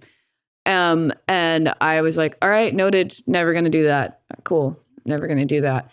And so I didn't ever want to put myself in a position where he had to choose between the two of us. And then she was like hitting me. My dad saw it. And then I was like, well, she's been hitting me like my whole life. And he told me, he's like, why didn't you tell me? I was like, because you told me not to fucking put you in this position where you'd have to pick between the two of us, And then ever since then, he was like, things would have been a lot better if you like spoke up or like said something. I was like, but you told me not to. So like ever since then, I was like, now I'm going to be blunt. Now something happens, I'm going to communicate it. If something's weird, I'm going to say something. I'm not going to sit there and be quiet and clam up and be like, oh, maybe it'll go away. I'm like, no, nothing's going to go away unless you communicate that this makes me uncomfortable. I don't like this. I don't like the situation I'm in. And I'm not going to be sitting here and tolerating it. I want to work on it. I want to fix things, or I'm going to take myself out of the situation. You face it head on. You tackle it. Which is a lot in this industry that I'm in. People don't do that. People just sheepishly hope things go away. The industry that you're in is, you were pretty much my introduction to anything behind the scenes of the industry. I never really followed cosplay. Occasionally I'd be part of a page. I never did either. Well, you see these Facebook pages and like, check out this amazing Videl cosplay, or check out this amazing Meryl from Metal Gear cosplay. I'm like, that's really cool. Neat that people do this. I had only gone to 1 or 2 conventions previously. I saw it, didn't have any investment in it. Yeah. Ran across your stream and started actually seeing some of the creation of it. What are you staring at? I don't know. Every time I look away from your phone, the screen changes, but I don't know. It's weird. A reflection. Yeah. That's why I kept looking up and down, because I noticed I don't know. I think the thing that sticks with me the most that I've noticed about behind the scenes, and I hate to say this because I feel like it takes away from the important things, but is the drama. There's a lot of drama. The staggering amount of drama. Oh, yeah. And it's going to get me in trouble. I don't think that kind of drama exists in fields that are predominantly male occupied versus fields that are predominantly female occupied. And that's not to say anything negative toward anybody specifically, but it's so venomous. It's not even just person's an asshole. No, it's I know 10 people this person slept with, even though they didn't. Yeah. So like with the abuse that I've had from my stepmom and my mom, again, second chance at having a mom, that didn't work out. First chance at having a mom, that didn't work out. Also, there's drama with my aunts and shit that didn't work out. So I really, really struggle with trying to trust women. And I never want to be that, because there's that cliche, like, hashtag I'm not like other girls. And there's those girls that are like, fucking hate other girls. Like, I don't trust women. I try. I do. And it doesn't work out. Like a handful of times. I was like, okay, well, why would I try to trust other women when it didn't work out so much in my childhood? But I won't, like, I've done therapy. I've done therapy for like 9 years, and I've worked all that out. So I do really try. But then to the point where if some shit happens with another woman and I give them the benefit of the doubt, it'll happen again and again and again. And then I'll just like clam up and like shut down and like will not welcome that person in my life. And I block them off completely, and they're dead to me, like 100%. I don't like that about me, but I feel like it's healthy. I really do. It's a defense mechanism. Well, I mean, look, I worked in a restaurant for 13 years, and it was basically a revolving door of employees, and women occupied the highest percentage of the employees in that restaurant. Yeah. And I feel like through that, I started there when I was 14. It's the same restaurant. I worked there up until my dad got cancer, and I left to take care of him. Yeah. I feel like I was able to see pretty much every kind of human come and go in some form as a result of working there. But what I always noticed, drug addict walks in a bar, drug addict walks in the door of a restaurant. You notice pretty quickly normally. You grow to where you look at people and you're like, you won't be here long. I can tell by looking at you that your work ethic is a little lackluster. But what always constantly surprised me for years was I'd walk into the wait station, and 2 of the servers, smiles, patting each other on the back, the other one walk out, and she'd look at me like, slut. Yeah, so there is a difference between men and women in the way they treat each other. It's just fact.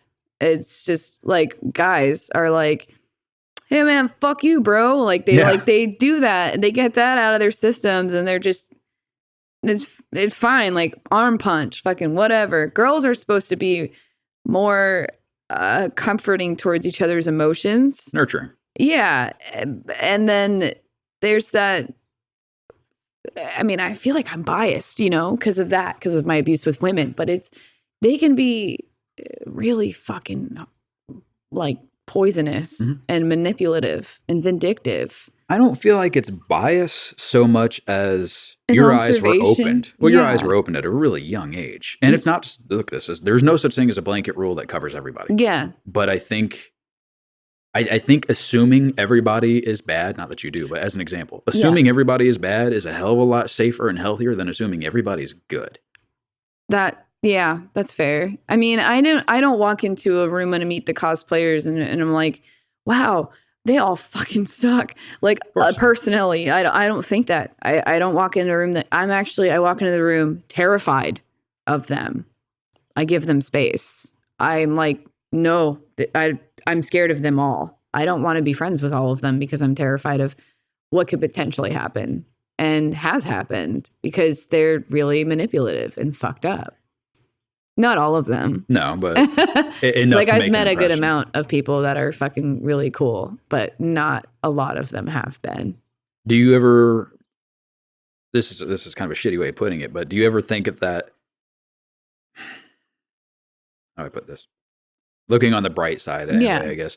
You underwent all this horrible abuse. Yeah. You had this stuff that completely screwed up your childhood and has impacted your life as an adult. Do you ever sometimes look at it though and think, I know what's coming because of what I already went through, and I'm glad to not go through it now? Yes and no. It also allows me to know who I don't want to be. That's fair. Because everyone's always like, I don't want to be my parents. Like that's the cliche of being a kid. Is they're like, I don't know. My parents were like that. They're like, one day you're gonna wake up and then you're gonna say something and you're gonna hear me in your voice and be like, oh no, I'm just like my dad. Like The hell I my will. dad addicted to coffee. I don't fucking drink coffee. I don't like coffee. My dad smokes cigarettes all the time. I don't even smoke cigarettes. I don't even want to even cater to the idea of that. Most of the things my parents were into, not so much with me because I kind of became my own person and everything. But now I know, do I want to, if I ever have a kid, do I want to commit to the parental activities that I'm supposed to do in like the hard parts of being a parent? I know what to look for and what not to do because of what my mom did. Right. I was scared. I was like, I don't ever want to become my mom. Like the way my mom treated me. I don't ever want to be my stepmom because she's not related to me. I know that's not in my blood. So that's not the way I would ever be with my kid. So it's kind of just like, how can I take this bad situation and turn it around and use it as a learning tool? And it taught me who I don't want to be and the signs to look for to switch it around and make other people who've gone through something similar or something fucked up and make them realize that it's kind of, I don't want to say that, but it's more normalizing of it. So it's like, wow, I can, this can't take control of my whole life. I can actually make something good happen out of this. Kind of like Spider-Man, like he's had no good things happen to his life at all. But why is he such a good person? Doesn't make any sense. That's why he's so fucking cool. What about Batman? No, he's not as cool. Like, what is his power? Money? He just has money. And But he's incredibly intelligent. He can't heal the hole in his heart with his money. No, but he's very intelligent. He's a wonderful detective. Yeah, I know. He's smart as fuck, but he's also money. So that's why I like Batman, but I'm not like, Batman's not my favorite. Batman became my favorite, like more of somebody that I liked since the movies. But growing up, I was not like, fuck you, Batman. You just got money. I don't care. I was like, so you don't like Iron Man either then? No. Really? No. Wow. I like Iron Man because of my friend Mahoney that passed away. We called him Iron Man as a nickname, but like, no, Iron Man is Batman for Marvel. You're hurting my feelings. Okay. Like if this conversation we're talking about like morals and humanity and all that kind of shit, fucking Spider-Man. Sure. Like, yeah. But if we're like, oh yeah, who's cool? Iron Man's cool, but I don't hate him. But like if we're picking like why, like when I was a kid, I fucking didn't like Iron Man, didn't like Batman. On that way, identifying with like a hero to identify with, I can't relate to Batman other than having dead parents. I don't think. Okay, he could get hit with a bullet and die. So could straight Spider-Man. up if he didn't have fucking. Well, they don't have any. They're humans. They're humans with money. That's it. They're humans with money and cool gadgets. Yeah, but Spider-Man got shot. He'd still die. He's he not can dodge. He's got impenetrable. spider senses. But he's not impenetrable. No, he's not. But you know what? He's got good reflexes. That's Batman. Batman's a fucking millionaire with a weird suit. No, Batman's a millionaire who dedicated a huge, unrealistic portion of his life to crafting Iron and Man would honing get up. shot in the head, mercenary style, Sometimes I think you just argue to argue. and he'd die. Sometimes I because think you he's a just argue to human. argue. I just think it's a funny conversation. Fine, be that way. You mentioned a couple of times having PTSD. Yeah. I bring that up because I think it's a widely misunderstood topic, even for me. I think PTSD, and I think people like my buddy who was in the military and had his arm blown apart. You know, he was out there in the thick of it, you know, hearing explosions throughout the night. I get that. Mm. Can you try to explain PTSD for somebody who is in your situation and how it pertains to your life today? The footstep thing. That's hearing other people's footsteps sometimes makes my the heart rate go up. It like triggers anxiety attacks. It's fucking weird. I was playing PUBG, and that's probably as loud as she's gonna get. I'm not worried about it. But I was playing PUBG, and there was like this part where this guy was upstairs and he was walking around like trying to loot, and I could hear his footsteps on the wood floor. And it was knowing the fact that in PUBG they're trying to like kill all the other players off, knowing that his character is going to come downstairs and we're going to have a shootout. But right now he's looting upstairs, and I don't want to go up there yet. I want to kind of surprise him. But the fact that I'm sitting in a room waiting for him to potentially come into a room and cause harm to my character, or I have to cause harm to him, freaked me the fuck out. And I actually turned my computer off because I couldn't handle it. Because I didn't want to. I was just like, whoa. I wasn't streaming that day. But I was playing PUBG with Ziggly. And like I actually had to shut off the computer. And I was like, my internet cut out. And he was like, oh, your fucking internet. And I was like, no, I was having a fucking panic attack. Now it's really diluted. My PTSD is very, very diluted because I've learned exercises and stuff in therapy to help. But that was the most recent PTSD flare up or anxiety attack that I had. And that was like 2 years ago. But like now it's dumb. The exercises I learned are like really dumb, where I'm really artistic and I'm really into making costumes, obviously, and doing anything with like interior design or anything like that. So like if I start feeling an anxiety attack, I start to notice the color of the wall and how I would describe this color. Like this is like a seafoam smoke kind of blue gray. And then I look at textures and I try to like look at different wood grains that are in the room and try to analyze it and try to think that and like calm my brain down so I can stop having a panic attack. Right. So I've learned how to shift things over so I can calm down and center myself. So it's more like focusing on being in the present and not focusing on what's in here. And it's really hard to do.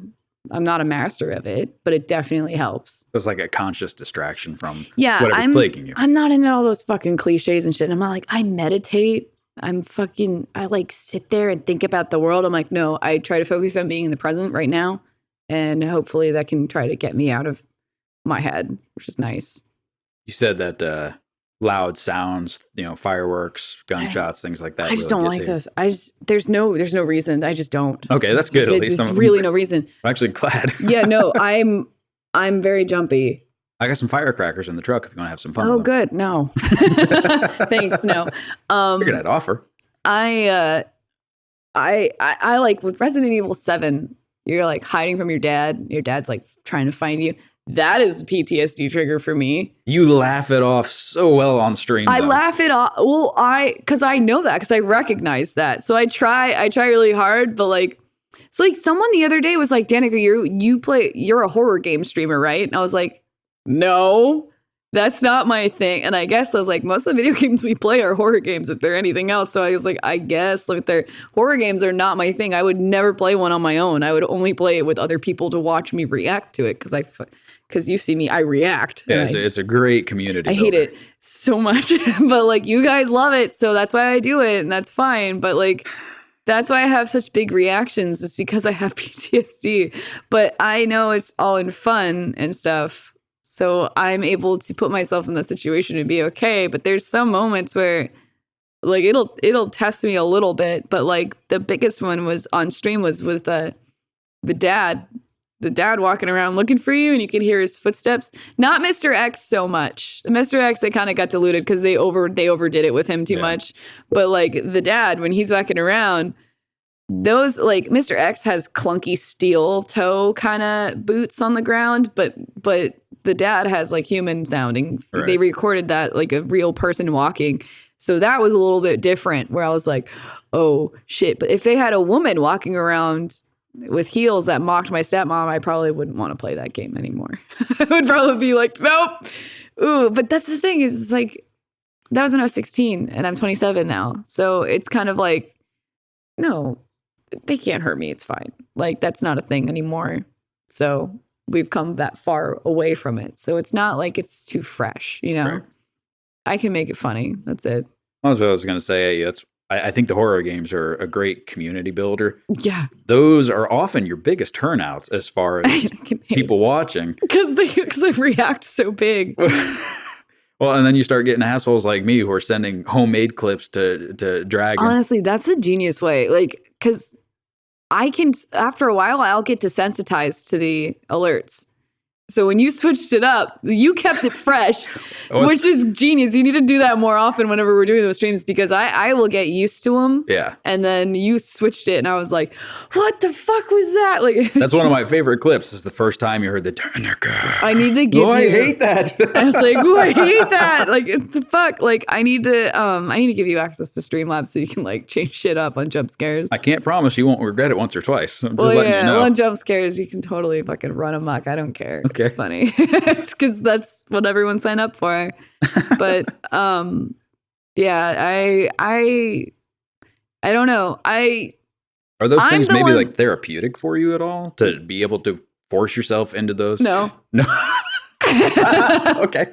No, but that's why with some of the jump scares, if you'll notice, like I think I've had like 2 or 3, I literally push my entire chair back and I've left. Mm-hmm. I've left. That's the PTSD thing where I'm like, goodbye, like I'm out. And so like, that's a PTSD thing. It's going to be less funny for me now. Oh, but it's fine. Cause it's like, cause I can laugh about it. Cause it's like, I don't know. What the fuck? I walked out of this world with PTSD. I got to make it funny. It's fine. It's fine. If there's one way, like I have to deal with this, at least someone else can like laugh at it. It's funny. Tell us real quick about the shit that led up to the dissolving of marriage between your father and your stepmother, because that's, I know you touched on it a little bit. Yeah. That whole thing is kind of, I feel like it's really integral to how serious shit was. Oh yeah, definitely. I think that's when it sounds really dumb and lame and stupid, but I think that's when I really like 100% started living my own life, like actually becoming my own person, and felt like more, I felt like I was like actually awake, like I was actually useful and doing stuff that was like had a purpose. It was my stepmom was on edge when this was back when I didn't know this at the time, that my dad had revised his will and was going through with his financial advisor and his lawyers and all that kind of stuff because he was turning 50 and he was getting all superstitious about it. Rightfully so. He died 3 years later. Thank God he revised the will because he didn't know. He was always preparing for the worst. Always. He invested money when he was 18, like into a life insurance plan policy. So it would grow over time. Who does that at 18? You remember what you were doing at 18? Were you thinking about your life insurance policy? Not that, no. What the fuck was my dad doing? I don't know. But you know what? Whatever. It worked out. So it's fine. But I was still like, I don't get it, dude. Like, okay. So my stepmom was on edge and was taking out any reason she possibly could to be mad at me. And she would do dumb shit where I would be grounded because there was a spoon in the sink and I didn't get it and put it in the dishwasher fast enough. My dad or my brother would come down and do something with a spoon and then put it in the sink, and it was my job to put it away. They would just forget. So if there was a spoon there and I was upstairs and I had not come downstairs at all to see the spoon in the sink, I would get in trouble. Yeah, I've argued with my dad and my brother about putting the spoons away and shit. So I don't get in trouble, but they don't fucking care. They just did what they wanted to. So there was like dumb shit like that. Or like I left a newspaper on the counter that was supposed to go by the fireplace when I didn't bring the mail in that day. You know, I don't know. It's dumb. So my brother got his license and was driving to his high school. And I was usually riding the bus. And my dad was like, just ride with your brother to school now because he's a senior and he can, you know, drive his own car. And I was like, oh, okay, cool. Well, you know what? I'll just get a ride with my brother to the school. And my stepmom's like, you're not allowed to. You have to take the bus. So I have to walk out of my driveway, down the road, on my way to the bus stop. And my brother has to drive out of the driveway, drive past me walking to the bus stop and go to school. And so my brother was like, fuck that. Just get in my car. He's an idiot. We're just going to school. It's not like we're skipping or anything.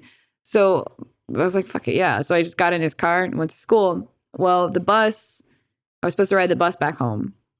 And my stepmom wanted me to. My stepmom didn't want me to ride the car back with my brother. And our bus had broken down. And we were waiting like an extra couple hours for the fucking bus. And my brother had come to school to go drop something off. And he's like, just get in my car. I'm going home. I'm like, okay. Don't know why I'm riding the bus home, but I'm supposed to. So I get in the car with my brother and we drive home and my stepmom's waiting for us in the driveway because she sees that I'm getting out of my brother's car. And she's like, why were you in your brother's car? And I was like, because my bus broke down and I probably got home at 6:30. Like, it's not that big of a deal. And she got pissed. She was like legitimately pissed off. And she thought that my brother and I fucked off and like hung out with other friends and stuff on our way home, but my bus was late. So my entire time fucking around was me sitting at the bus stop in the sun waiting for my fucking bus. So she does this thing where she stands in your way and she does that, you know, whole like blocking your path thing. And if you accidentally poke her with your shoulder, she claims that you hit her. So she decided to block my path.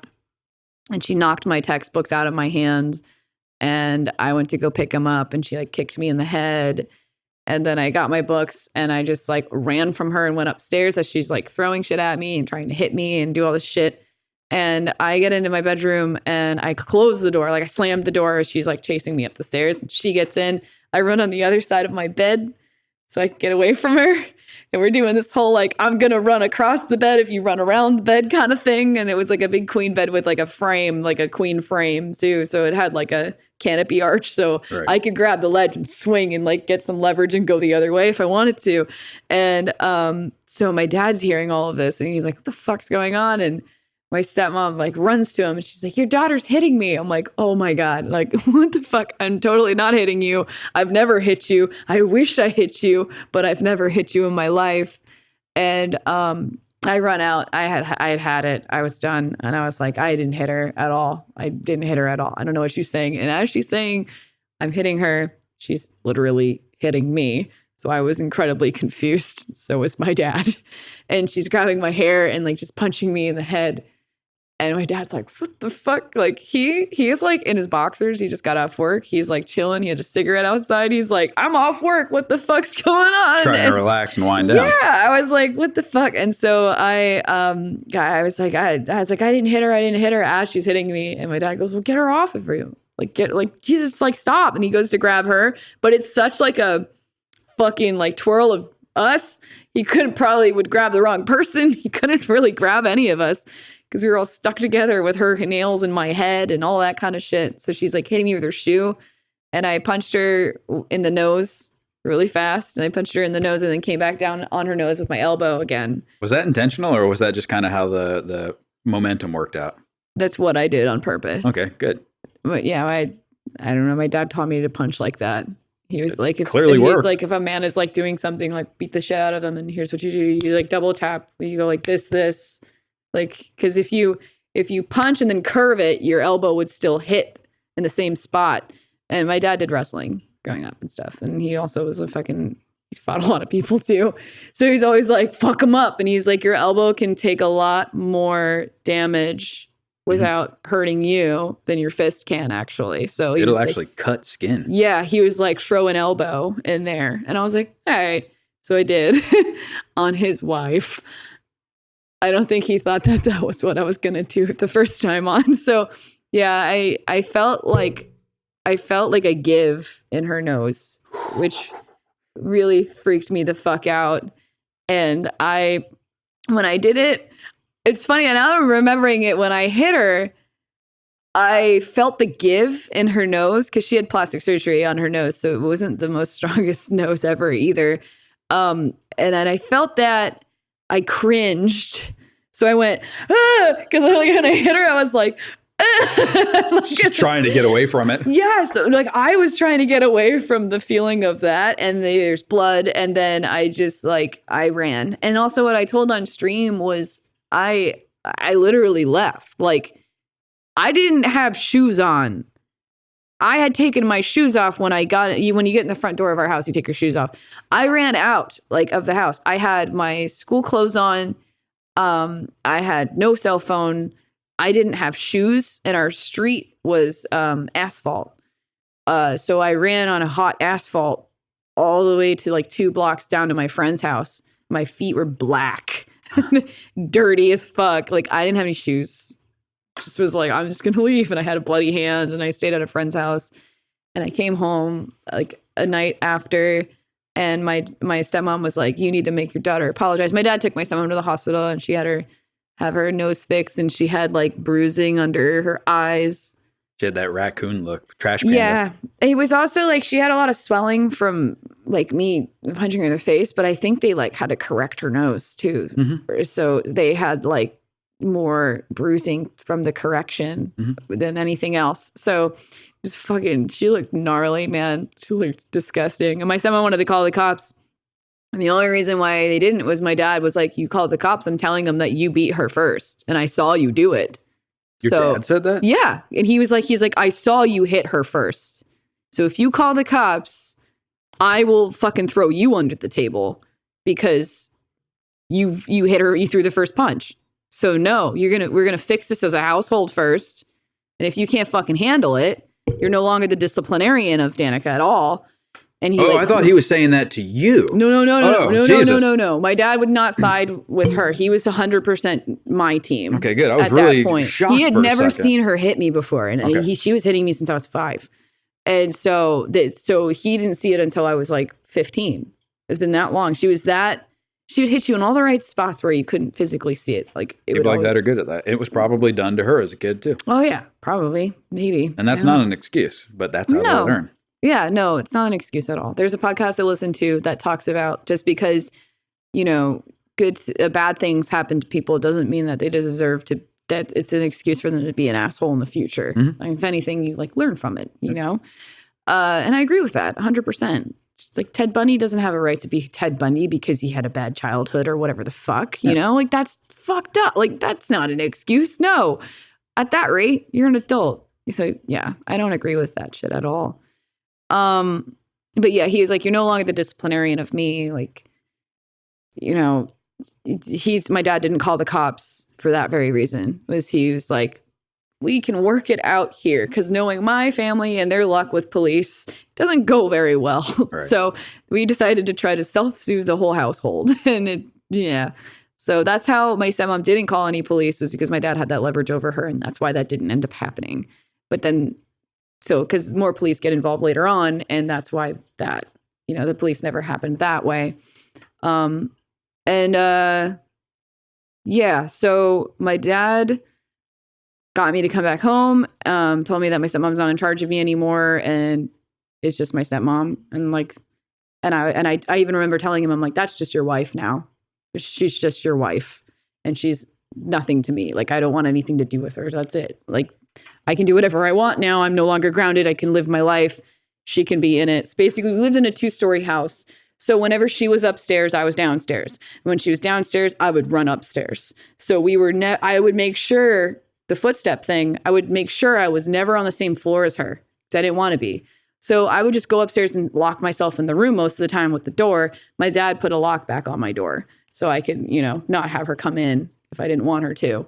And I basically was like, I'm going to just play guitar and just do my own thing and live my own life and draw and play video games and just kind of be zoned out and make art and stuff, which I do now. And I remember she wanted my dad to make me apologize to her for breaking her nose. And my dad was like, you owe her an apology first for hitting her and for doing all this. And she's like, she got mad that my dad wouldn't force me to apologize. So I remember my stepmom called me downstairs to set the table, and she made me set the table for 3 people. So she deliberately made me set the table for my stepmom and my brother and my dad and not me. And she was like, you're going to go upstairs and not eat with us. And she thought that was going to affect me, but I actually fucking loved that idea. I was actually all about it. I'm like, good, I don't have to be around you. This is awesome. My whole life I've wanted to be away from you and only have my dad. And now I have that. So this is great. And then I would have to go do the dishes after they ate. She wouldn't even save me a plate. So I had to like make one of my own. And honestly, that sounds really sad and depressing, but I loved it. I thought it was awesome because she's not there anymore, which is great. I don't have to be around her. So she kept pushing my dad into making me apologize over and over and over again. And then she finally snapped. And right in front of my brother, she tried to hit my dad with a surge protector. And my dad grabbed the surge protector and threw it and then held her hands behind, like at her sides, and tried to sit her in a chair so she would like calm down. And she had some marks on her hands from doing it. My brother watched the entire thing happen and he had to testify in court for it. And that my stepmom did not, that my dad did not physically assault my stepmom. That's what my brother had to testify for, because my dad got arrested for physically assaulting my stepmom because she went to the hospital saying that she had red marks because her husband grabbed her and beat her up. And then they called the cops. And then the cops show up and they automatically side with the woman in that matter because of Florida. It's just the way it is in Florida. So yeah, so my dad was arrested for a while. Yeah, and so that happened. Oh, also she was wearing a shirt that said "Boys are toys," and it had a like a the restroom female and male icons. It was like a Walmart shirt, and it had like a girl icon holding like having a guy icon on a leash, and I was like. You imagine the kind of trouble that would start if it was reversed. The funniest shit. Exactly. The funniest shit to me was that I've never seen her wear that shirt before. It's like she just bought it for that day. I've never seen that shirt in my life. I was like, I have a plan. Where did you get that fucking shirt? I don't know. I just remember that very specifically. What the fuck did you get that shirt from, idiot? Longer story short, my dad was arrested back and forth because my stepmom was having an affair with she was having an affair with one of the police officers that was primarily involved with the arrest of my dad. It was a conflict of interest by far. We had a lawsuit and we won it. And he kept coming in and checking up on my dad unwarranted and would catch him doing minor things and just arrest him for it for no reason. So my stepmom put a restraining order on my dad's office. So we have 2 buildings on the property. We have building A, which is our house that we live in. And then we have building B, which is the mother-in-law suite that my dad built for my grandmother. She passed away before it was done. And it had a 3-bay car garage down below. And my dad converted one of the bedrooms in the mother-in-law suite as his office. So building B was an office. So on the restraining order, my stepmom was legally allowed to live in building B, but not building A. And we, my brother and my dad and I, were not allowed to enter building B because since she didn't have a place to stay, she was allowed to live in building B. But she wasn't living in building B. We don't know where the fuck she was living. And part of the reason like that where she was staying was at that police officer's house. So she was like crashing there for a while. So my dad didn't know and he was not told that he had a restraining order against building B. So he went in and was in the office filing paperwork and doing Excel like a normal business guy. And then the officer shows up and comes in and is like, you can't be in there. How do you get a restraining order on somebody against a building they own? I don't know exactly, right? I don't fucking know. My stepmom's name isn't on any of the blueprints of the house. You don't know how the fuck. I think they favor the woman in that matter. And they're like, she doesn't have a place to stay. So here you go. And I don't even think they question as to what kind of relationship she had with me or my brothers. I think they were just like, oh, there's kids involved. So maybe those are her biological kids and she needs a place to stay. So I don't even fucking know. So my dad got arrested. I came home from school. My dad's truck I fucked that up on stream. I messed that up. His truck was in the driveway. I said it wasn't. I messed it up. It was in the driveway, and I was like, Dad's home. Dad's not home, but his car's here. I don't understand. Because when they arrest you, they put you in the back of the car and drive off.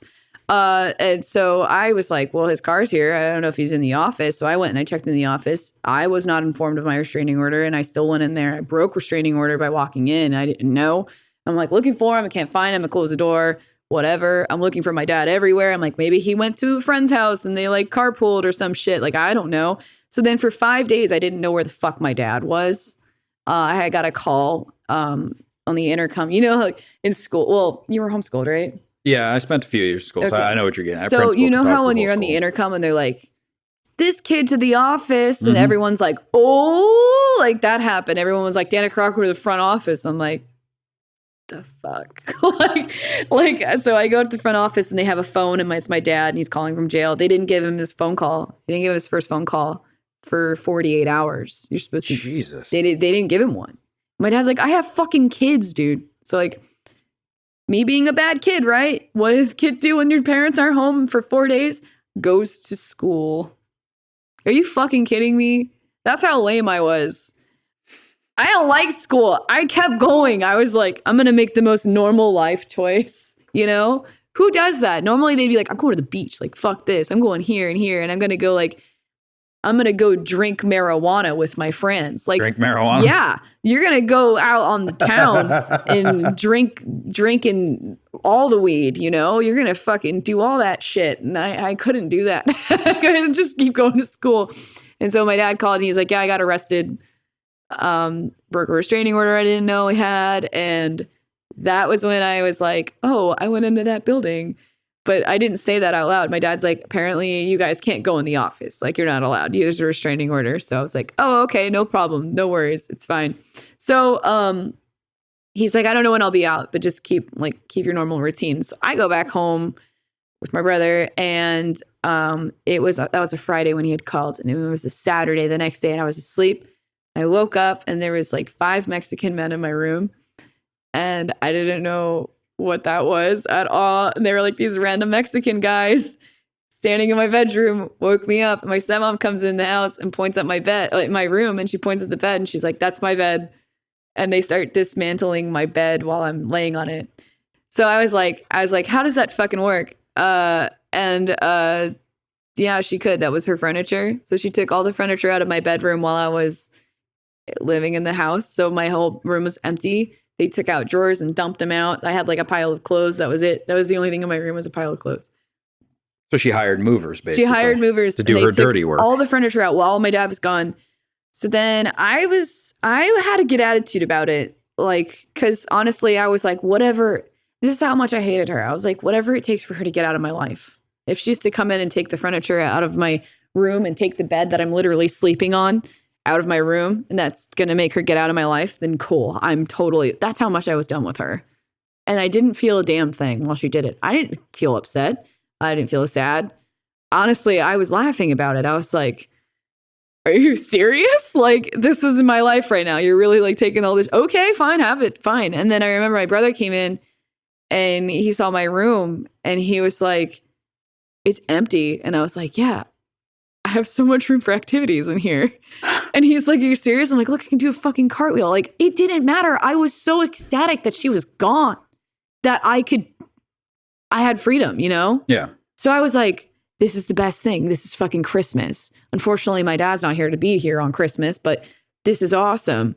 So we got an air mattress, and I thought that was dope because I could just like deflate it, roll it up, do parkour in my room, reinflate it, do whatever I want. I genuinely loved it. I had my Xbox and an inflatable mattress.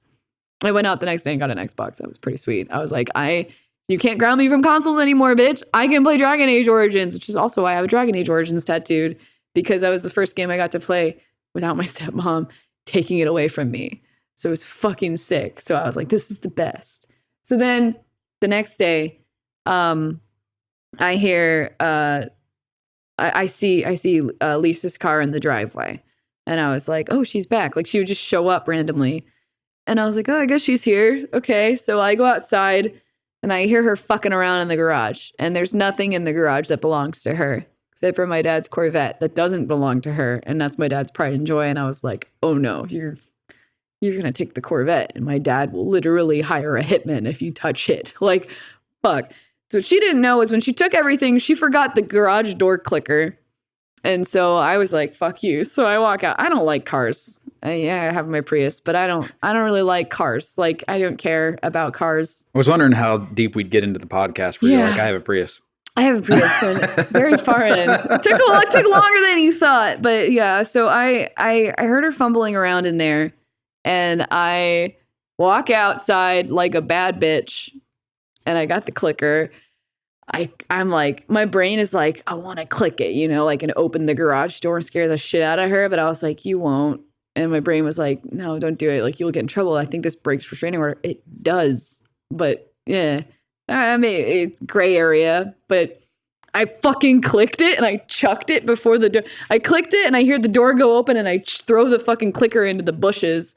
And I'm just standing there like, it's me. I honestly didn't know what the fuck I do. I think my brain was like, wouldn't it be funny as hell is if she thought she had all the locks and everything and that door goes open and she's like, sees me there like, yeah, I broke your fucking nose. It's your boy. It's me. It's like, I thought it would be funny and terrifying. I thought it was a good, like, big dick energy move, you know? Can you imagine? Could you imagine if you're you are trying to sabotage someone's car and you think you're safe because you have all the locks and everything, and suddenly the door opens? Your heart would stop. Yeah. And so, like, I was just like, it's me, bitch. And I was just like, fuck you. And I had my phone. So I had my phone because you know what's sad is this is not the first time in my life I had to deal with courts and showing evidence and everything. So I'm fucking like 15 or so. And I know you film everything. You get everything on tape. You're only as good for what your evidence is. Like, I'm filming her. And as the garage door is opening, because I was like, I'm going to catch you red-handed doing what if I see you putting sugar in the gas tank, and that's a very oddly specific thing, but my mom did that to that Corvette. So my stepmom was repeating her bullshit, and I was like, you can't. That was my mom's move. You can't do that. My mom did that. Get your own fucking sabotage ideas, you know? So I thought, I was like, she's putting sugar in the gas tank. She was. So I got it on film of her doing that. And I submitted it in for court because she was like, I didn't sabotage anything. I was like, oh yeah? Well, what about that time you put the sugar in the gas tank of my dad's car? But I filmed it, and then she took out her phone for no reason and filmed me. And then, so we literally were just filming each other. It's got a timer, so it turns on. So we were filming each other and just standing there with our phones, not saying anything. I'm going to do to you what you're doing to me. Yeah. That's all that was. So I actually said it out loud. I was like, are you really just filming me? I'm not doing anything. And she's like, you know, you opened that door. I'm like, I don't know what you're talking about. Because I was like, I can't open the door. And she's like, I was like, how would I be able to open the door? Look, I don't have anything. And she was just like, no, you fucking opened that door. And I was like, I don't know. I was just out here standing directly in front of the door like, I was like, she didn't get me doing that on her video. She didn't film me until she had to get up, put the shit down, and then get her phone and do that. So I basically was just standing there casually, like, by the time she was filming. So there's no way you could see me do that. So my dad's employee, Manuel, was actually like, he had his car pulled around the side at the angle that my stepmom was at. She couldn't see where the driveway was. And so Manuel comes out and goes, he was familiar with what was going on. And he's like, what are you doing? And I like walk over to Manuel and I was like, I opened the garage door because I didn't want Lisa to fuck with my dad's car anymore. And he's like, you can't fucking do that. You have a restraining order. You can't go in there. I'm like, I didn't go in. I just opened the door. And he goes, you can't tamper with that building. And I was like, but I didn't go in. I just opened it. It's fine. And he was just like, no, you can get arrested. And she had called the cops and they were on their way. And Manuel decided to stay. And Manuel like went in to the garage and started fucking around with some stuff and like acting like he needed to be in there. And then he like walked right out. And he's like, where's this clicker? I'm like, it's in the bushes. And he's like, okay, I'll go get it. And like he grabbed it. And then when the cops showed up, they were like, what's going on? And my stepmom's freaking out and screaming at me. And she's like, Danica's here illegally because her dad's not home. And her dad hasn't been home in 48 to 72 hours. And they don't have a legal adult living with them. So she needs to go into foster care and be submitted somewhere else. And I was like, Jesus Christ, which I didn't tell on stream at all. Oops. And I didn't say that part on stream because I just kept skipping details. I was also working while so my brain was all over the place. And so I was like, shit. And I was like, well, my brother's 18, so I can live here. He's not emancipated, so I can't. And then Manuel turned around and he was like, hi, I work with Rick, which is my dad's name. And he was just like, I help him with his business. I have the clicker to the garage because there's sprinkler parts that I need to get in there. And I've been staying in the house with them. So I don't know what the fuck. That ass coverage though. Yeah. He was like, I don't know what the fuck she's talking about. And so like she shouldn't even be in the garage. And then he pointed, he's like, she's putting sugar in the gas tank of that car. And she's sabotaging his car. And they were like, well, we can't do anything about that. So I don't know. And they were like, well, yeah, no, the kids can stay where they're at. And you just called us for some dumb reason. Thanks, woman. Because she was calling the cops like left and right. They were just like, you're just an annoying woman calling the cops all the time. And so that worked out in my favor. I should have gotten arrested. I didn't, which I was like, damn, Manuel, thank you. Holy shit. I don't know where Manuel is anymore. I haven't heard from him in a very long time, but he fucking saved my ass. And then I remember when the cops left and when she left, he was like, don't open the fucking garage door. Because he had the clicker and he had put the clicker back in his car. Yeah. And he's like, it's no skin off my back if I open that door. He's like, the fuck do I have to lose? He's like, nothing. So he just put it in there. He goes, oh, I have the clicker. And he actually offered it back to Lisa. He goes, do you want it? He's like, you can have it. I'll give it to you if you really want it. And she was like, no. You need it for work, I guess. And so he was like, all right, well, I'll just hold on to it. He's like, I'm going to give you this back. Don't fucking go in there. And so I was like, okay. Yeah, there's crazier stories, but. So that was pretty much the straw that broke all the camel's backs. Everything kind of came to a head in a very short period of time, as it turns out. I mean, it sounds like it was only a few weeks between you two going at it. Oh, yeah. We went at it in August. They started finalizing their divorce stuff. Actually, it was a very long divorce thing, but like we in August, and then from September till December, I was out of my house. So it was a long time. My dad was arrested back and forth from September until mid-February. So we had basically like a huge chunk of time where he was just gone. You said after all that stuff kind of slowed down, though, he basically became your absolute He best became friend. my best friend, and he trusted me with stuff I wouldn't even have preferred him to talk about with me, like sex stuff. And I was like, fuck, man. Like he like when he was dating other women, he was just completely like, do you like this lady? Like he dated. I value your opinion now. He did. He dated this woman who was funny as fuck. I'm just gonna tell you the way I heard it and my friend's perspective, so you can laugh about it. Otherwise, if I tell you the other way, it's not gonna work. All right. I had friends over, which I could have friends over now. I never was able to have friends at my house. My dad's like, I built a big house for you to have friends and hang out and have fun. And then my stepmom grounded me all the time. So we lived in a big house that was alone. And then we had friends over every day. And my dad was always like, bring your buddies over, sleepovers, like all this shit. Like, this is the house for anyone to come over and hang out at. And it was just really nice. And it was a better environment. And so we had a bunch of people over hanging out. And my dad was just like, all right, I gotta go on a date. And I was like, okay, have fun. Where are you going? He's like, I'm going to Yard House with Shamu. And I was like, what? The whale? What? And he's like, yeah, I'm going on a date with Shamu. I'm like, who the fuck is Shamu? And like, he dated this Asian woman named Shamu, XXAMU. That's how you spell her name. And he's pronounced it Shamu. Wow. Thought it was the funniest fucking thing. All of my friends, like to this day, they still like bring that up. They're like, remember that time your dad went to SeaWorld? And I was like, shut up. She was really nice, but I really rejected every woman he dated because they tried so hard to make me like them. that I fucking hated them. Every single one of them. But like to their face, I was just really aloof. I was just like, oh, no, thank you. Like we went to like it was my 16th birthday, and Shamu got me a bunch of Hello Kitty shit. And she's like super Asian. So I was like, you fucking would. But she got me stuff that's for like a 13-year-old. Like she got me like this weird princess crown with pink fur on it and stuff. And she was like, here you go. And I was like, I'm 16. I'm not 13. Like, what the fuck?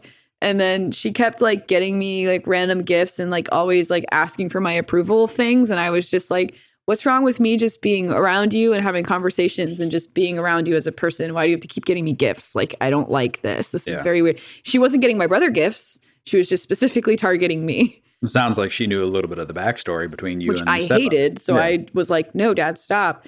And then my dad dated a hairdresser, and she like really wanted to put blonde highlights in my hair. And I'm not big on being blonde really. And so my dad was like, she really wants to like hang out with you and like put highlights in your hair. I'm like, I don't want highlights in my hair. I want no highlights in my hair. She can cut my hair, but I don't want highlights in my hair. And my dad was like, please, like, let her do it. And I was like, no, I don't want highlights in my hair. She can do anything else, just not that. She really wanted to do it. So then I was like, you owe me. And so like I sat in the chair, like I get fucking highlights. My dad dated this one girl named Rosa. She was okay in the beginning. And then our dogs had puppies because we had 2 chocolate labs. They were brother and sister. They had puppies because one of our dogs went into heat. The other one wasn't fixed. And during that stepmom shit, our dogs were alone in the house for like a couple of days. She wasn't taking care of them when we were kicked out of the house. So we didn't know what to do with our dogs. She didn't take care of them. They literally like messed the whole house up. And then our dog got inbred pregnant. So like, yeah. So when we came home, our dogs had puppies. Wow. And they were so young, we didn't get them fixed yet. So like, that was the thing. So we were like, great, now our dog's pregnant. Like, so we had all these puppies, which we found out first generation of a purebred line, it's okay. But like if you breed that gene pool, that's when it's really fucking, that's when you're going to get the weird Alabama looking dogs. Right. So yeah. So one of my dad's girlfriends wanted one of the dogs, and she put it on heartworm medication and then accidentally double dosed him with heartworm medication. So she would take him running, and he was coughing up blood. Ooh. And he got this weird heart condition where now he basically, like kind of what you're saying, he tightness in the chest, and half of his lifespan was shortened. So I got really pissed off at her. I'm like, how do you forget that you gave your dog a heartworm medication? Like, how do you forget that on the back of the box, you can mark it? There's a reason why you can do that. I was pissed off at her. And when my dad died, I had to get her kicked out of the hospital. She was a psycho. So I was like, great. Like my dad, when he was in hospice, she was upset that we were putting him in hospice. He had no neurological function. He had not enough oxygen was reaching his brain. So he was basically a vegetable. And so when he was in hospice and it was his last couple of days, she had closed all the blinds, made it super dark in his room, played weird Gregorian chant music that was like so depressing and dark and morbid. And she found a way to get black roses, like real black roses. And she kept putting them in his hands when he was like in the hospital room. And then she would talk to him. And I heard her specifically say, your children don't have what's like best for you in mind or something. Like she said something like that in Spanish. And I opened the door, opened the blinds, took the roses, threw them in the trash, grabbed her purse, threw it out the door down the hallway in the hospice room. And it was like, get out.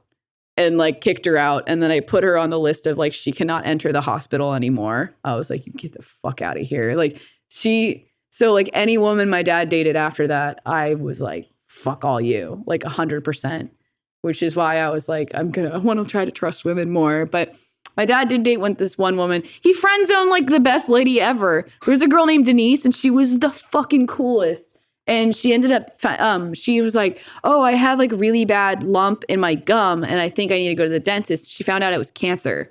So like actually when they were starting to kind of see each other, they met on a dating site and they became really good friends.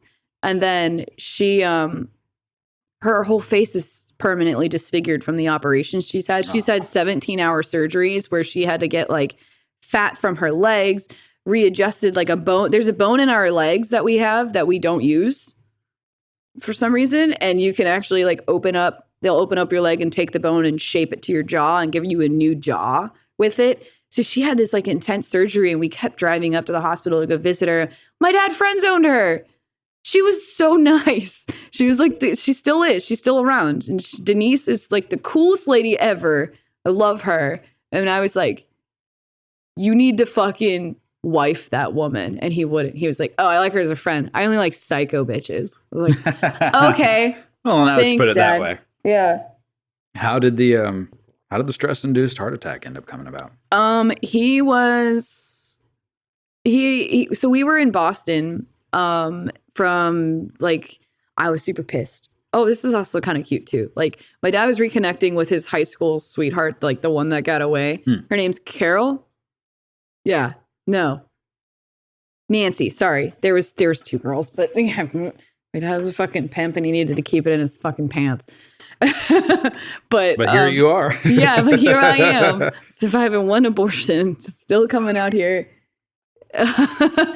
My dad dated this woman named Nancy for like 4 or 5 years, and then he moved down to Florida. So he was just like not able to like, be with her anymore. It was long distance, and she didn't want to move down to Florida either.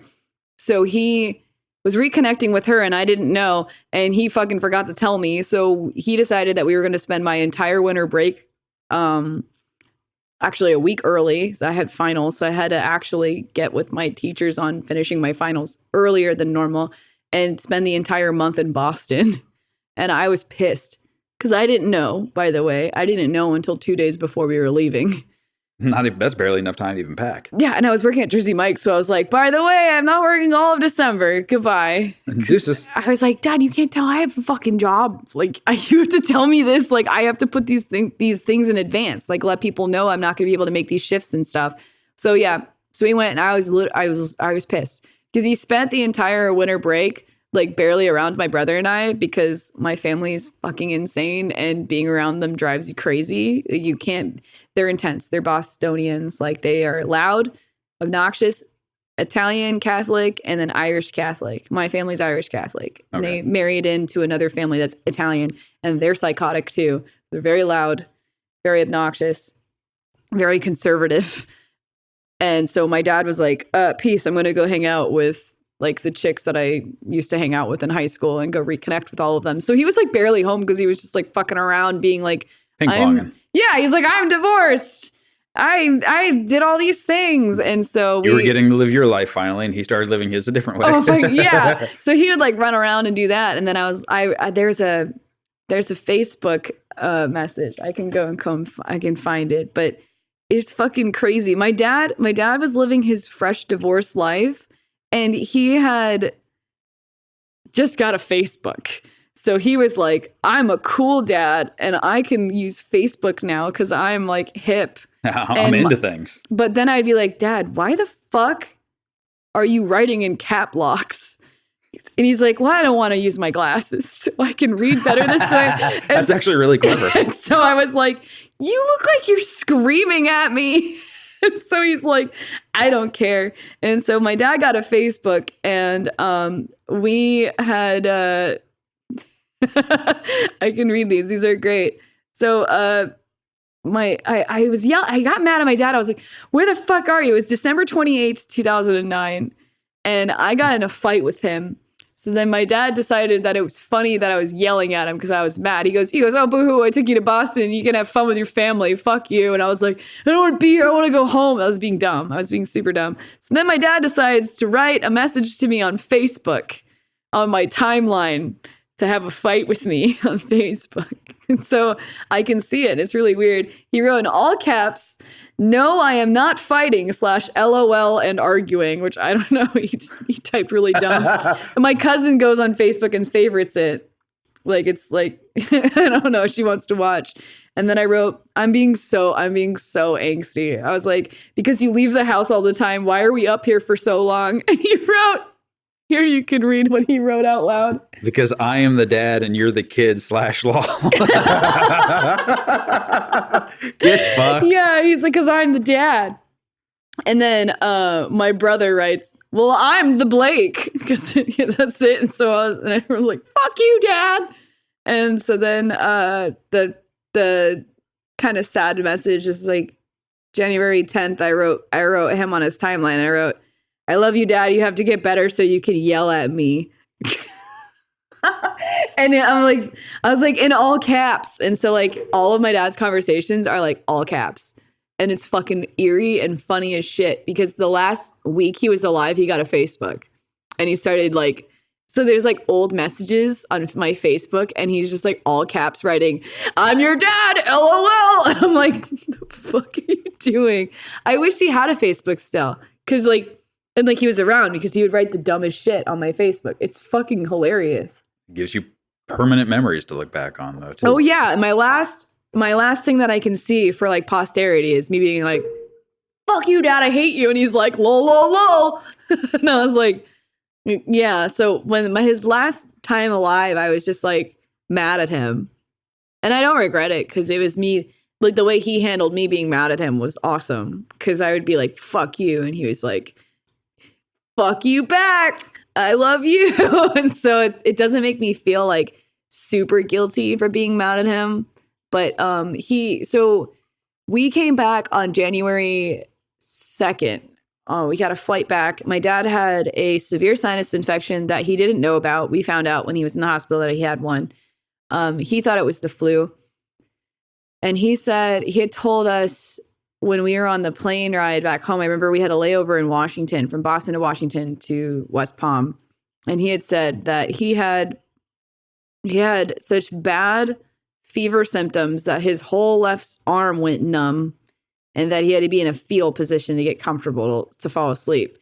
I didn't know those are heart attack symptoms. So I was just like, damn, that sounds terrible. Like, fuck what I know. I was like 17. Right. Or so. Like, I don't know. Why would I know what that was? And my aunt told me, she was like, I wish you told me that. And I was like, why? Because she's a dental hygienist. She knows medical stuff. She's like, that's heart attack. Like, that's textbook heart attack stuff. No idea. No clue. Didn't even realize that was what that was. So I remember that I was so wanting to just be home and hang out with my friends more than anything else. Shut up, Miku. That's my alarm to stream. That's fine. And so I was like so wanting to be like at my friend's house and not with like my dad because I saw him so much and I was mad that he took me to Boston. So I asked him, I was like, I'm going to go stay at Katie's house. And he's like, yeah, you can go do that. And then the next morning, I didn't. I stayed at my boyfriend's house at the time instead. So I lied to him. It was my first time ever lying to my dad because he would have never let me sleep over at my boyfriend's house. So whatever. Hard to blame him. Yeah, absolutely. So I was like, I'm going to go sleep over there and fuck you, dude. And I remember, it sounds stupid. I usually hate it and I don't believe it when people say it. But sometimes my brain will just be really depressing where it'll be like, do you remember the last thing you ever say to somebody? Like the last thing you say might be the last thing that they ever hear you say. Like, can you imagine, like, I don't know, when I was 10, I asked my mom, I was like, Mom, what happens when you die? And then she was like, well, you go to heaven. I'm like, no. Like you die right now. Where do I go? What happens? Like, what then? And then she was like, well, you probably go live with your dad. I'm like, well, then what happens if my dad dies? And then she's like, well, you probably go live with your brother Todd. And I'm like, what if he dies too? Like, what if everyone died? What the fuck? What do I do? So like, I would have that moment in the car all the time. And so I remember when we were driving, I was like, I don't like, what if I stay at my boyfriend's house and something bad happens, but I lied and said I was at Katie's house? What do I do then? Like, what if something terrible happens? And I was like, that's not going to happen. Like, fuck it. That doesn't happen. And then I was just like, what if the last time I see my dad, I was just mad at him? I don't regret it because I wasn't mad. I was like joking mad with him. So it's fine. But then I got a call like at 8 a.m. the next morning. And it was my friend Zach, who is like my neighbor. His dad is a firefighter. and they were on the same route driving out of the street. And my dad's car started driving all crazy and it hit a guardrail, and he drove like an F-350. So like when they called, they're like, your dad's car hit the guardrail. I'm like, how's the guardrail? Yeah, poor guardrail. Yeah, I was like, oh, that, and there was only one little ding on the truck. Like it wasn't even that bad. So I was like, oh, he's fucking fine, but like, how's the fucking guardrail? Is it okay? But apparently my dad just started having a heart attack while he was driving, and then my neighbor's dad resuscitated him but couldn't get to him for 8 minutes. So there was not enough oxygen that he had in his brain, and we couldn't get much of a neurological signal from him. The only thing we could get him to do is like occasionally we would like hold a rag in front of his face and he'd grab it and we would tell him to squeeze it, and that's all he could do. And if you could get him to do it, right, that was all he could do. So we had him in 4 or 5 different rehabilitation centers for 5 months. Like he was like January 3rd was when he had his heart attack, but March 14th is when he like officially passed away. So we like worked with him with neurologists and all that kind of stuff till like the very end, pretty much. We couldn't get his brain signal. And my dad's best friend got into a motorcycle accident like a year before this and had the same thing, not enough brain function. And my dad went and visited him. And he was just like, if I ever become a vegetable or anything like this, pull the plug and let me live my life. And I was like, all right, okay, noted. I don't think we're ever gonna have to do that, but noted. And the second that they were like all 4 or 5 neurologists that we worked with in the past couple of months were like, you can't do anything. Like this is it. Like he was 51. So they were like, he's so young and we can't get any signal. It's fucking wild. And we were like, my brother and I with like zero hesitation, we're like, that's it. We've had this conversation. That's it. That's like, we would be changing his diapers every day. Or, he was like, go live your life. So we were like, that's what he wanted. So everybody else in our family didn't have that conversation with him. So they were just like, why are you guys so quick at doing this? And that threw them off a little bit. We were like, well, we've had this conversation. Like my dad and I have had these conversations. So after after my stepmom and my dad divorced, my dad opened up to me about literally anything and everything. He talked to me about how his will is set up because she was trying to gold dig and use him. So when I got my inheritance money, I knew exactly what it was all for. He told me about like what he would want in a hospital plan. He told me about, another thing I didn't tell you guys about. is that I lost 5 members of my family in 6 months. So this was after the divorce. My biological grandfather died. Then my step grandfather passed away. And then a couple of weeks later, my grandmother passed away with the guilt of my stepfather passing away, my step grandfather passing away. So we lost all of those members of our family. And then my dad was so upset that the divorce and him losing his mom and his father and his stepfather all like collided into one.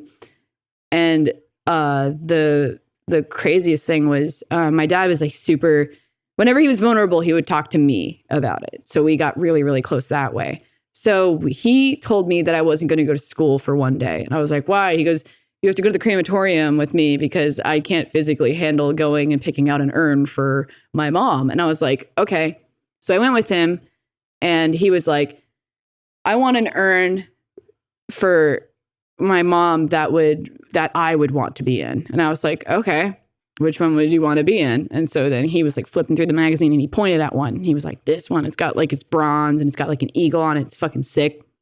And I was like, okay. And he goes, that's really expensive though. I couldn't justify that. Like, that's too much. And I was like, that's what you want. That's what you want. And then he was just like, yeah, it's fucking dope. And then he kept flipping through the magazine. So when he died, went to the crematorium. And I was like, that's that one. He wants that one with the eagle. And that one, definitely, like he literally handpicked his own fucking urn, which is wild. Yeah. So literally I had so much closure with the entire thing that I don't have any regrets and I don't have any doubts in my mind that it went 100% the way he would have wanted it to.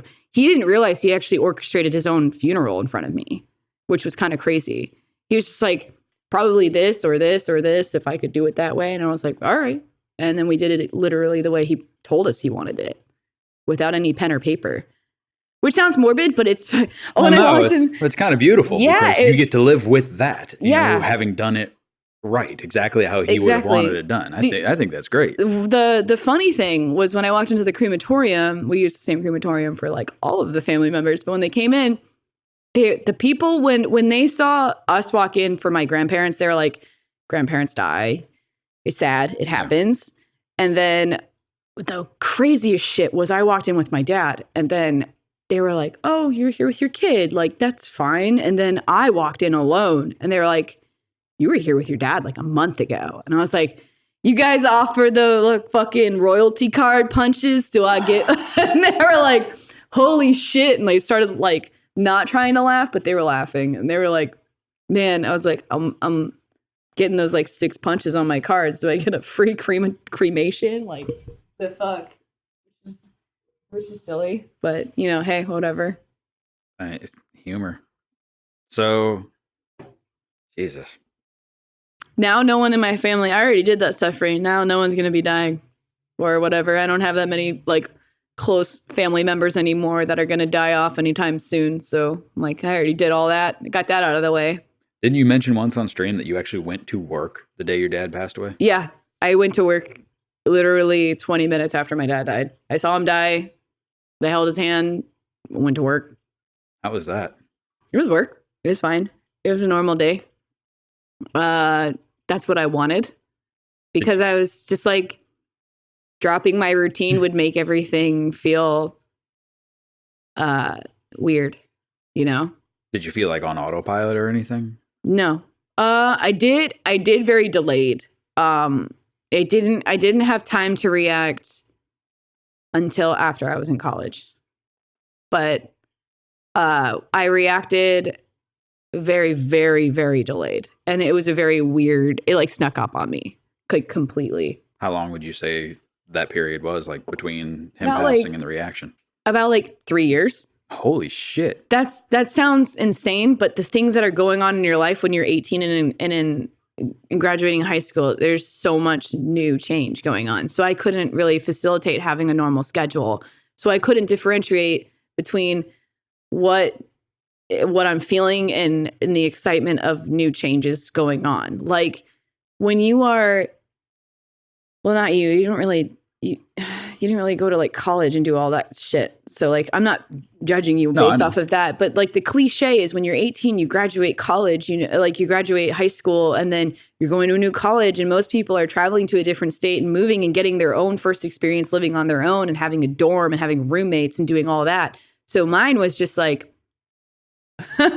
it's so depressing, man. I turned 18 in August, and then like my dad died and all that shit happened with my family, and then I turn around and I go to prom, and my dad I had to put my dad in hospice and literally meet the hospice workers, sign the paperwork, and immediately try to go get my hair done for prom right after.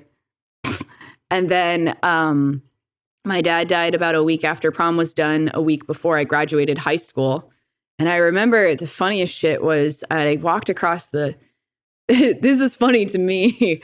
I walked across the stage and I got my diploma, whatever. And then I'm walking off and they stop you for your picture. And they're like, your mom and dad would want a photo of you graduating. And I was like, no. And I kept trying to walk and they were like, no. And one photographer stopped me, and there were more people behind me trying to take pictures like with the professional photographer.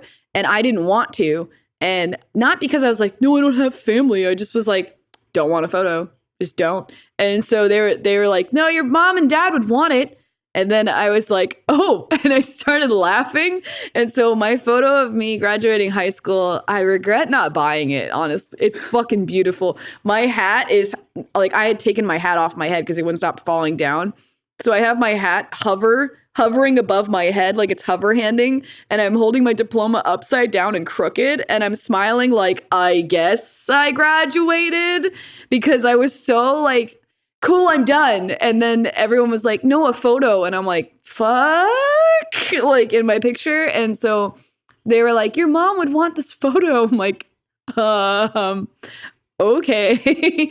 And so, yeah, I basically had that happen. And we had this thing at my high school called like a lockout out or something. I had a graduating class of 2,000 kids. So statistically, I think 3 kids die every year at my school before they started doing this. After graduation, they party, they get drunk, and they drive home and they crash their car and they die. Oh, Jesus. So it's happened. And so they do this thing called a lockout where if you graduate, they take an attendance and they will not give you your diploma if like they give you your real diploma there. So you have to go in and they basically lock the whole school down and it's just like a huge party and they have bounce houses and DJs and stuff to do, but they lock you in the school with a bunch of catered food and everything. It's like a party. It's really fun, actually. We had a blast. And they lock you in there until 7 a.m. the next day, so you can just go home and go to sleep, and they know everyone's safe. Sober up. So yeah, so they just were like, "Here, let's do it." And it was fucking fun. I had a great time, especially when I drove home and my car caught on fire. But something was wrong with my car. My truck that my dad gave me, it caught on fire, and as everybody piled in my car because I had a truck. I had a Ford Ranger, and they can fit in the back and like lay down so the cops wouldn't get us or anything like that. And they would just be like, "Let's pack everyone in." And then my car caught on fire, and I didn't know what to do, and we had to put the fire out and like call like AAA, and my car was dead. Oh, also when I graduated, I didn't have a cell phone because I wasn't paying a phone bill. My dad was paying it. So like I had to learn about phones and bills. My car was on fire. I just got a phone bill. I just got a phone line of my own. I needed to establish credit. Like I realized I have to do all of this stuff that I didn't know. I was like, and everyone's like, "How's it feel to be graduated?" I'm like, really uncomfortable. Really like, welcome to the real world. I'm going to get more water. But I was like, holy shit, this is crazy. But I had to learn about like putting money into stocks and bonds for the estate to learn how to invest my money in the future. So I would never have to like, be super fucking down on my luck and broke in the future. Like all that kind of stuff.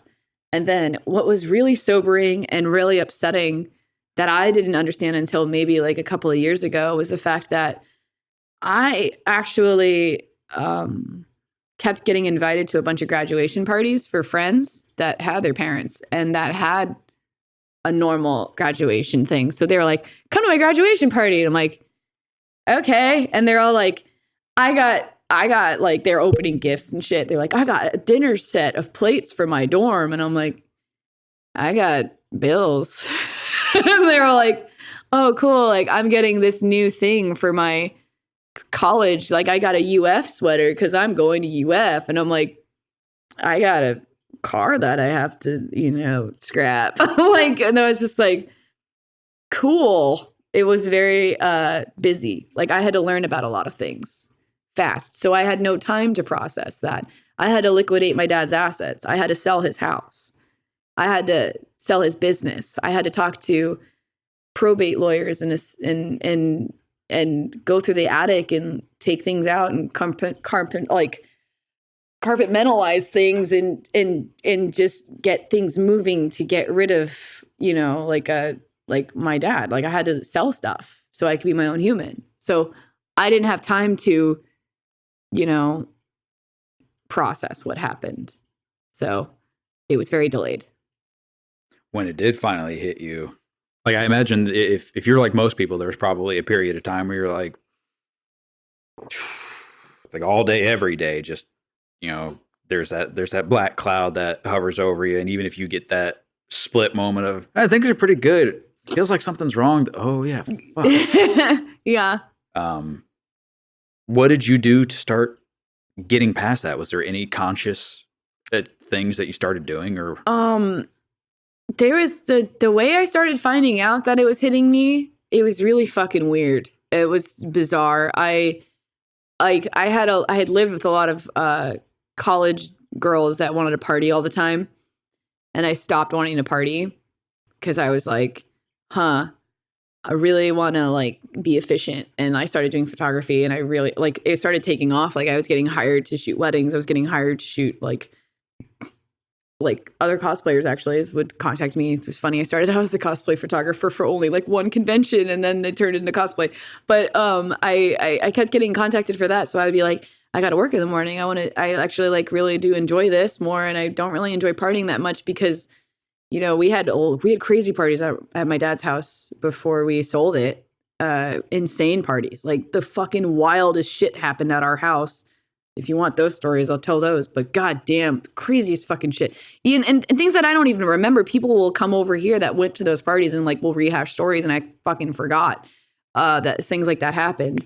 And I just gave up on that. And then it started to be me really pushing away those people, even as friends. I was just like, no, I don't want to do any of these things anymore. It reminds me of like back then at my own hometown, because they all moved up to Gainesville where I live now. And so I started pushing people away, and then I lived on my own, and that's worse for me. Actually, I'll close the blinds and I'll be in the dark and I won't come out, and I will sleep in or not sleep enough, and I just won't do anything. I just won't. And then it was when I officially realized it was I took this history course and it was super interesting and I loved it. And then randomly, I stopped liking it. And then I could not physically sit down and finish a homework assignment at all. I just couldn't. I'd sit there and my brain would be like getting ready to have traction to start typing for this paper. And then I just fucking couldn't do it. And then there's no reason, there's no excuse. When you're in college, you're paying for your classes, you're paying for your time there. So you're going to get shit done. I had no excuse. I was just sitting there. I just couldn't do it. So I had to drop some classes. And then I had no interest in picking it back up. I had no interest in picking up photography. I had no interest in literally a damn thing. I just couldn't. And I didn't know why. And so one day I was just really tired of, you know, not being interested in anything. And I was like, I need to fix this shit. And so I went to therapy and talked that out for like the next like 6, 7 or so years. And better. It doesn't go away. That's the problem with people who are like looking into self-help and anything like that, is that I think there's an illusion that people think that they're going to be 100% right after. And that's never the case. You're never going to be 100% better. You just have to learn how to recognize the symptoms and figure out what works for you and how to have a better mentality on things. Now, I'm not saying positivity is like key. You just have to be able to have a better understanding of yourself and the way you feel and handle situations. So then if let's say somebody came up to you and yeah, similar situation, obviously different, you know, but something that you could identify with. You know, you yourself mentioned earlier, I wish I had somebody who had dealt with what I had dealt with. Let's say somebody came up to you and I just lost my dad. Yeah. You know, we were best friends. You know, I'm not doing so good, and I don't have therapy as an avenue. Yeah. Like I don't have the insurance, or I don't have the money to pursue that. What would your personal suggestion be? Not necessarily sit here with me, we'll make things better, but kind of a guide, a helping hand to guide them. The only way that I could possibly even remotely help that person is by just being their friend. Like just, and I'm not being like it's silly. Like I had Mahoney, the Iron Man guy I was just mentioning. He lost his mom 2 years before I lost my dad. And he was just, at the time, he was just like my bullshit buddy. Like he was just like, we were friends. We never hung out outside of school. Like that was it. And then when I found out that his mom died, I had texted him and I was like, dude, I'm so sorry. And then I wrote him, literally, I couldn't imagine if like my dad died. I don't know what I would do. And he's like, oh, you know, shit happens, whatever. And then I hadn't written him, and like he had graduated high school. He was 2 years ahead of me. He had graduated high school and then like moved on and like had a job and did some other stuff. He had some mutual friends with me, but we like never really actively stayed in touch. We would just like talk occasionally. And then when my dad died, well, no, he didn't die yet. We got the phone call saying he was going to die like probably by the end of the day. So we were going to show up to hospice and like be there, you know? So I had called, but I didn't call. I texted Mahoney and I was like, hey, my turn.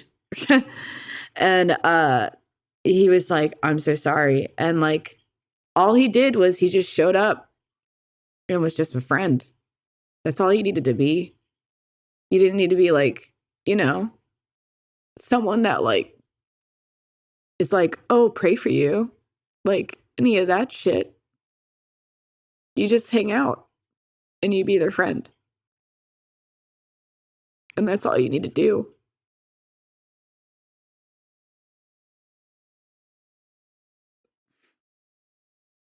I think there's a lot of situations where, having the right people at your disposal can really make all the difference in the world. And I think that's one of them. Mm-hmm. Did you ever feel, I mean, I know you kind of mentioned this in a way, but did you ever feel the instinct, like after you came to terms with, this is what I'm dealing with, I get why I'm upset now, why I feel this way. Did you ever feel the inclination to just kind of like sit in a corner, close yourself off and have to fight it? Or was it just an immediate, I need to get outside the house. This is my goal today, is just to go outside? No. Mine was, I mean, I got Cheza. Like, she's an ESA dog, so she's like my emotional support animal. And basically like her design is dogs need to go outside like 3 or 4 times a day. So I'd be like, I'm gonna go outside because she needs to go outside. And then she like loves fetch. Like she just like loves being outside and loves that. So it turned into me being like, wow, she's really energetic. So I'm going to take her to the dog park. And then it would be kind of nice to be outside and doing that. And then I was like, you know what, while I'm out, I'm going to go like run an errand. I have her out at the dog park. So I'm going to go out and do an errand. And then I'd realize, wow, it's kind of nice being outside. Like I can go out and do all these things now. So like getting like small little tiny things, like setting up like small little goals of going out and doing things and feeling more productive. The gym definitely helps a lot. The gym is awesome for that. But there's moments where I really don't feel like going to the fucking gym. That's one of the things that you've seen in Discord. I tell people, go to the gym. Yeah, the gym. Don't go there with a specific goal in mind. Yeah. Go there and take out all the frustrations. Just walk on the treadmill for an hour. I don't even care. It feels great no matter what. You just go to the gym. For me, it was always that, you ever get such pent up rage that you feel like you could just flip a table with your brain? Yeah. It's that. You go to the gym, you start lifting these weights that are too heavy, but it exerts that energy. And of course it releases, I think it's the serotonin in your brain while you're doing the workout. So then distractions, I guess. Cheza was kind of not a responsibility, but a distraction. Yeah, it was a responsibility that when cats are the worst for depression, man. They're just like, you want to sleep all day? Fuck yeah, me too. And I'm like, oh no. But they're great. But man, they're just like, yeah, let's sleep all day. I'm down. And then they just stare at you with those judgmental eyes. They just walk over and sit on you, like feeling depressed. You finally sit up. They sit on you, go to sleep. You're like, well, I'll stay here all day, I guess. Yeah, cool. But dogs are definitely better for that kind of thing. I did get, so the day that my dad died, I told nobody about it. I didn't say anything. I showed up to work. My best friend Charlie, he didn't know. And I didn't tell him because I don't know. I just didn't. I just wanted it to be I was gung-ho on making it the most normal day possible because I didn't want it to like I didn't want to know what my next move was on anything. I just was like, for now, just normal. So I had told Charlie that my dad had died, and he had told another guy that would work in the plaza that Jersey Mike's was in, and he was like, oh, okay, cool. I guess it's good to know. Like everyone was all sad and shit. And then I had come in for work that following day too, and Anthony, who was the dude that worked in the plaza, he was like, oh, you should stop by. He works at a vet's office. And he was just like, oh yeah, you can come look at kittens and puppies that we have. They're cute. And I walk in and all the cats were like super cute, and I, playing with them. And then there was one in the corner that had like one eye open and the other one was closed. And it was like, he was all congested and fucked up. And he looked disgusting and too skinny, and his coat, he wasn't grooming himself, so his coat was all fluffed out and gross. And he had a red sticker on his cage, and I was like, what's that one? And it was screaming, and falling while it was screaming at me, and it was like trying to get through the bars. And I was like, what's wrong with that one? And he was just like, oh, that one's really sick, like we're gonna have to put it down. but the chemicals are weather dependent. It was really cold, so we couldn't put it down today and like yesterday. So he was scheduled to die the same day my dad died. Oh, God. And so I was like, I'm taking it. And so like he's like, what? I'm like, I want it. And so they were like, okay. And so I bought this kitten and I had to sign like 20 waivers saying that this cat will die. It will die. Like if you take it, and if it dies without like, you know, you sign this waiver. So if it dies, you know, you were aware we didn't sell you a bad cat. Like it was really sick. So they showed me all of the medications it needed, and it needed amino B shot, like amino B12 shots and all these crazy things. And so I come home, my brother was all sad, you know, because our dad just died. And I just put this fucking disgusting kitten down on the table. I'm like, we're taking care of this thing. It can't die. And so my brother and I just invested our entire time into this fucking cat. And he became our like best friend. We named him Boba Fett. And he was my cat for like 5 or 6 years.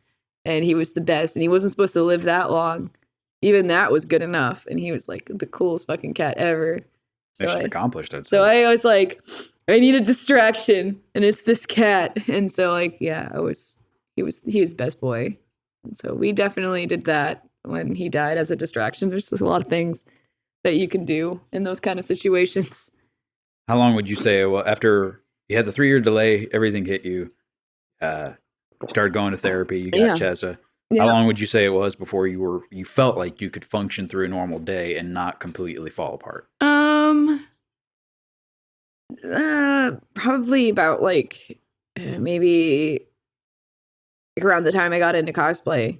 Probably. Sounds dramatic. It's not like cosplay saved my life. Like, no, it didn't. But it definitely made me have like busier things to do with my time. Did you go through a period of time at all where you kind of felt like, well, this is life now. I'm never going to feel okay again. I'm never going to get past this. No.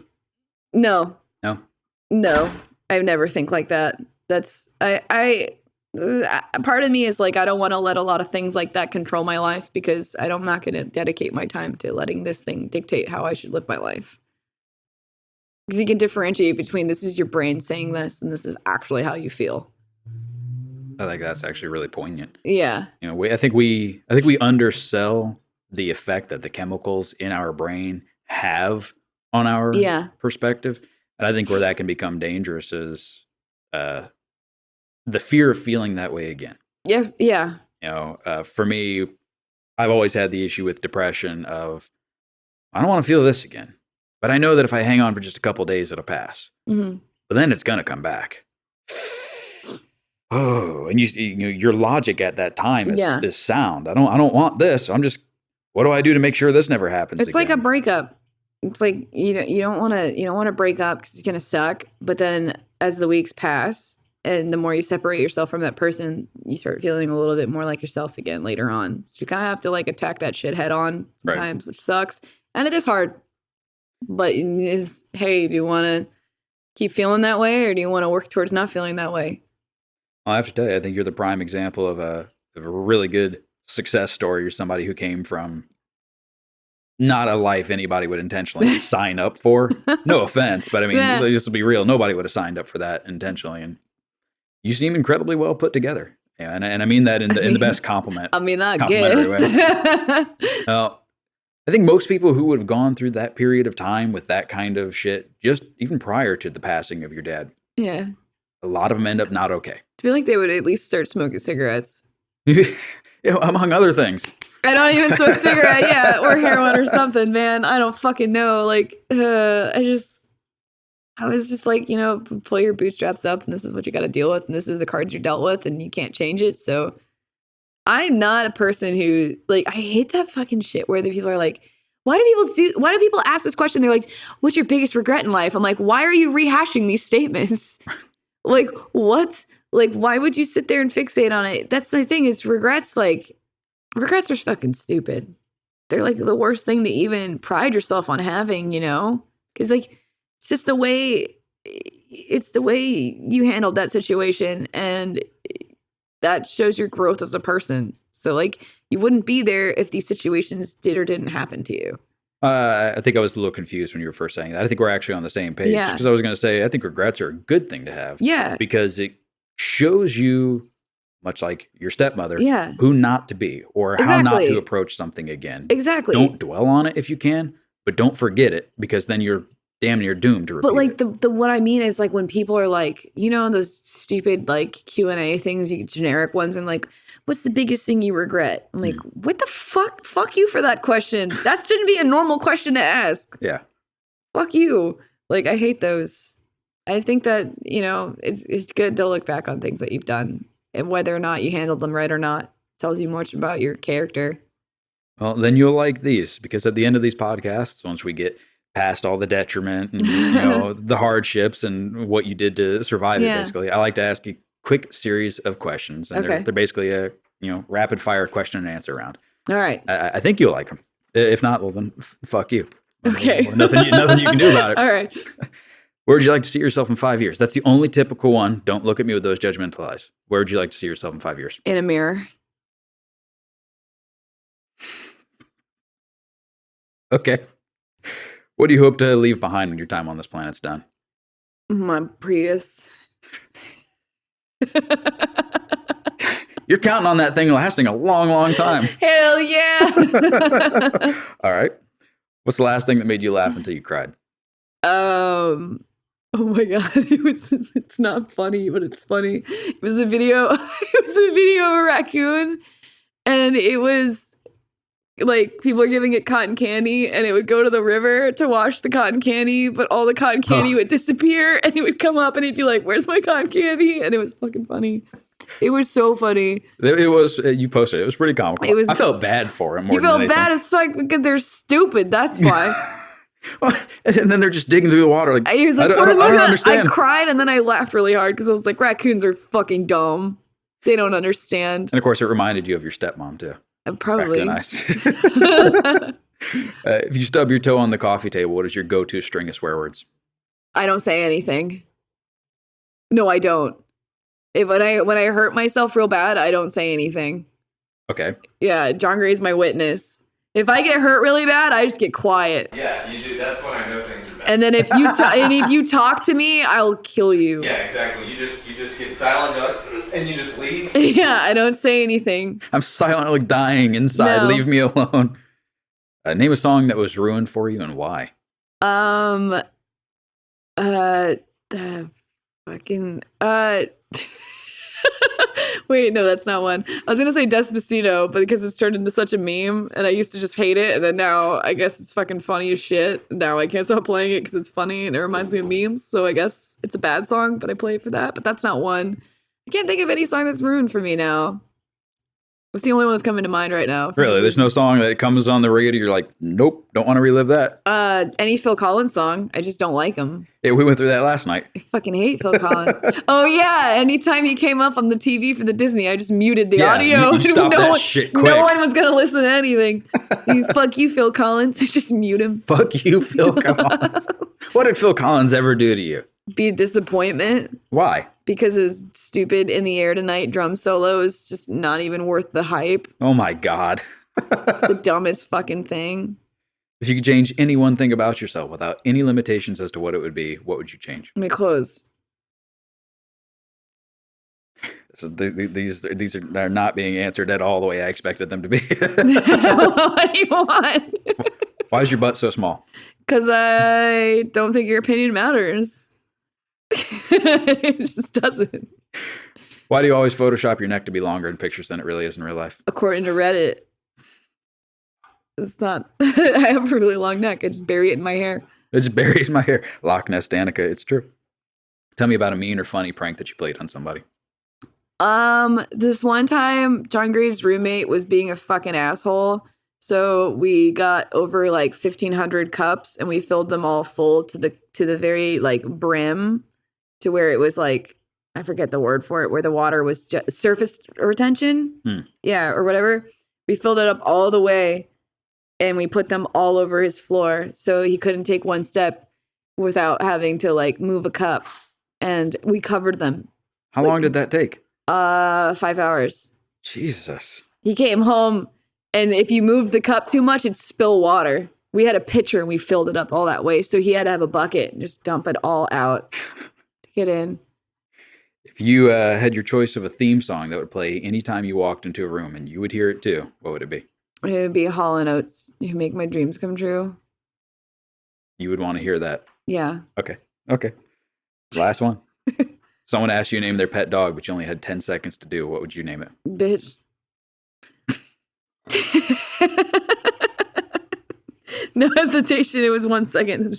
Not even. I barely got the thumb up. Yeah. Well, all right. All right. Never asking you for pet names. Okay. Definitely not putting a time limit on it. Its name's Bitch. Its name is Bitch. Yo, bitch. Chaz will respond to it. It's cool. Oh, I wish we could see that look on her face. Well, I really appreciate you sitting down and sharing Thanks all for this with having us. me, man. My pleasure. All right. We'll see you guys next time for episode 3, hopefully in a couple of weeks. So whether you're watching or listening, I appreciate it. And thank you. Cool. I have to be really bad. Oh my God. I drink so much. All right, John Gray, it's your turn. No! Most awkward feeling in the world. What's today's podcast sponsored by?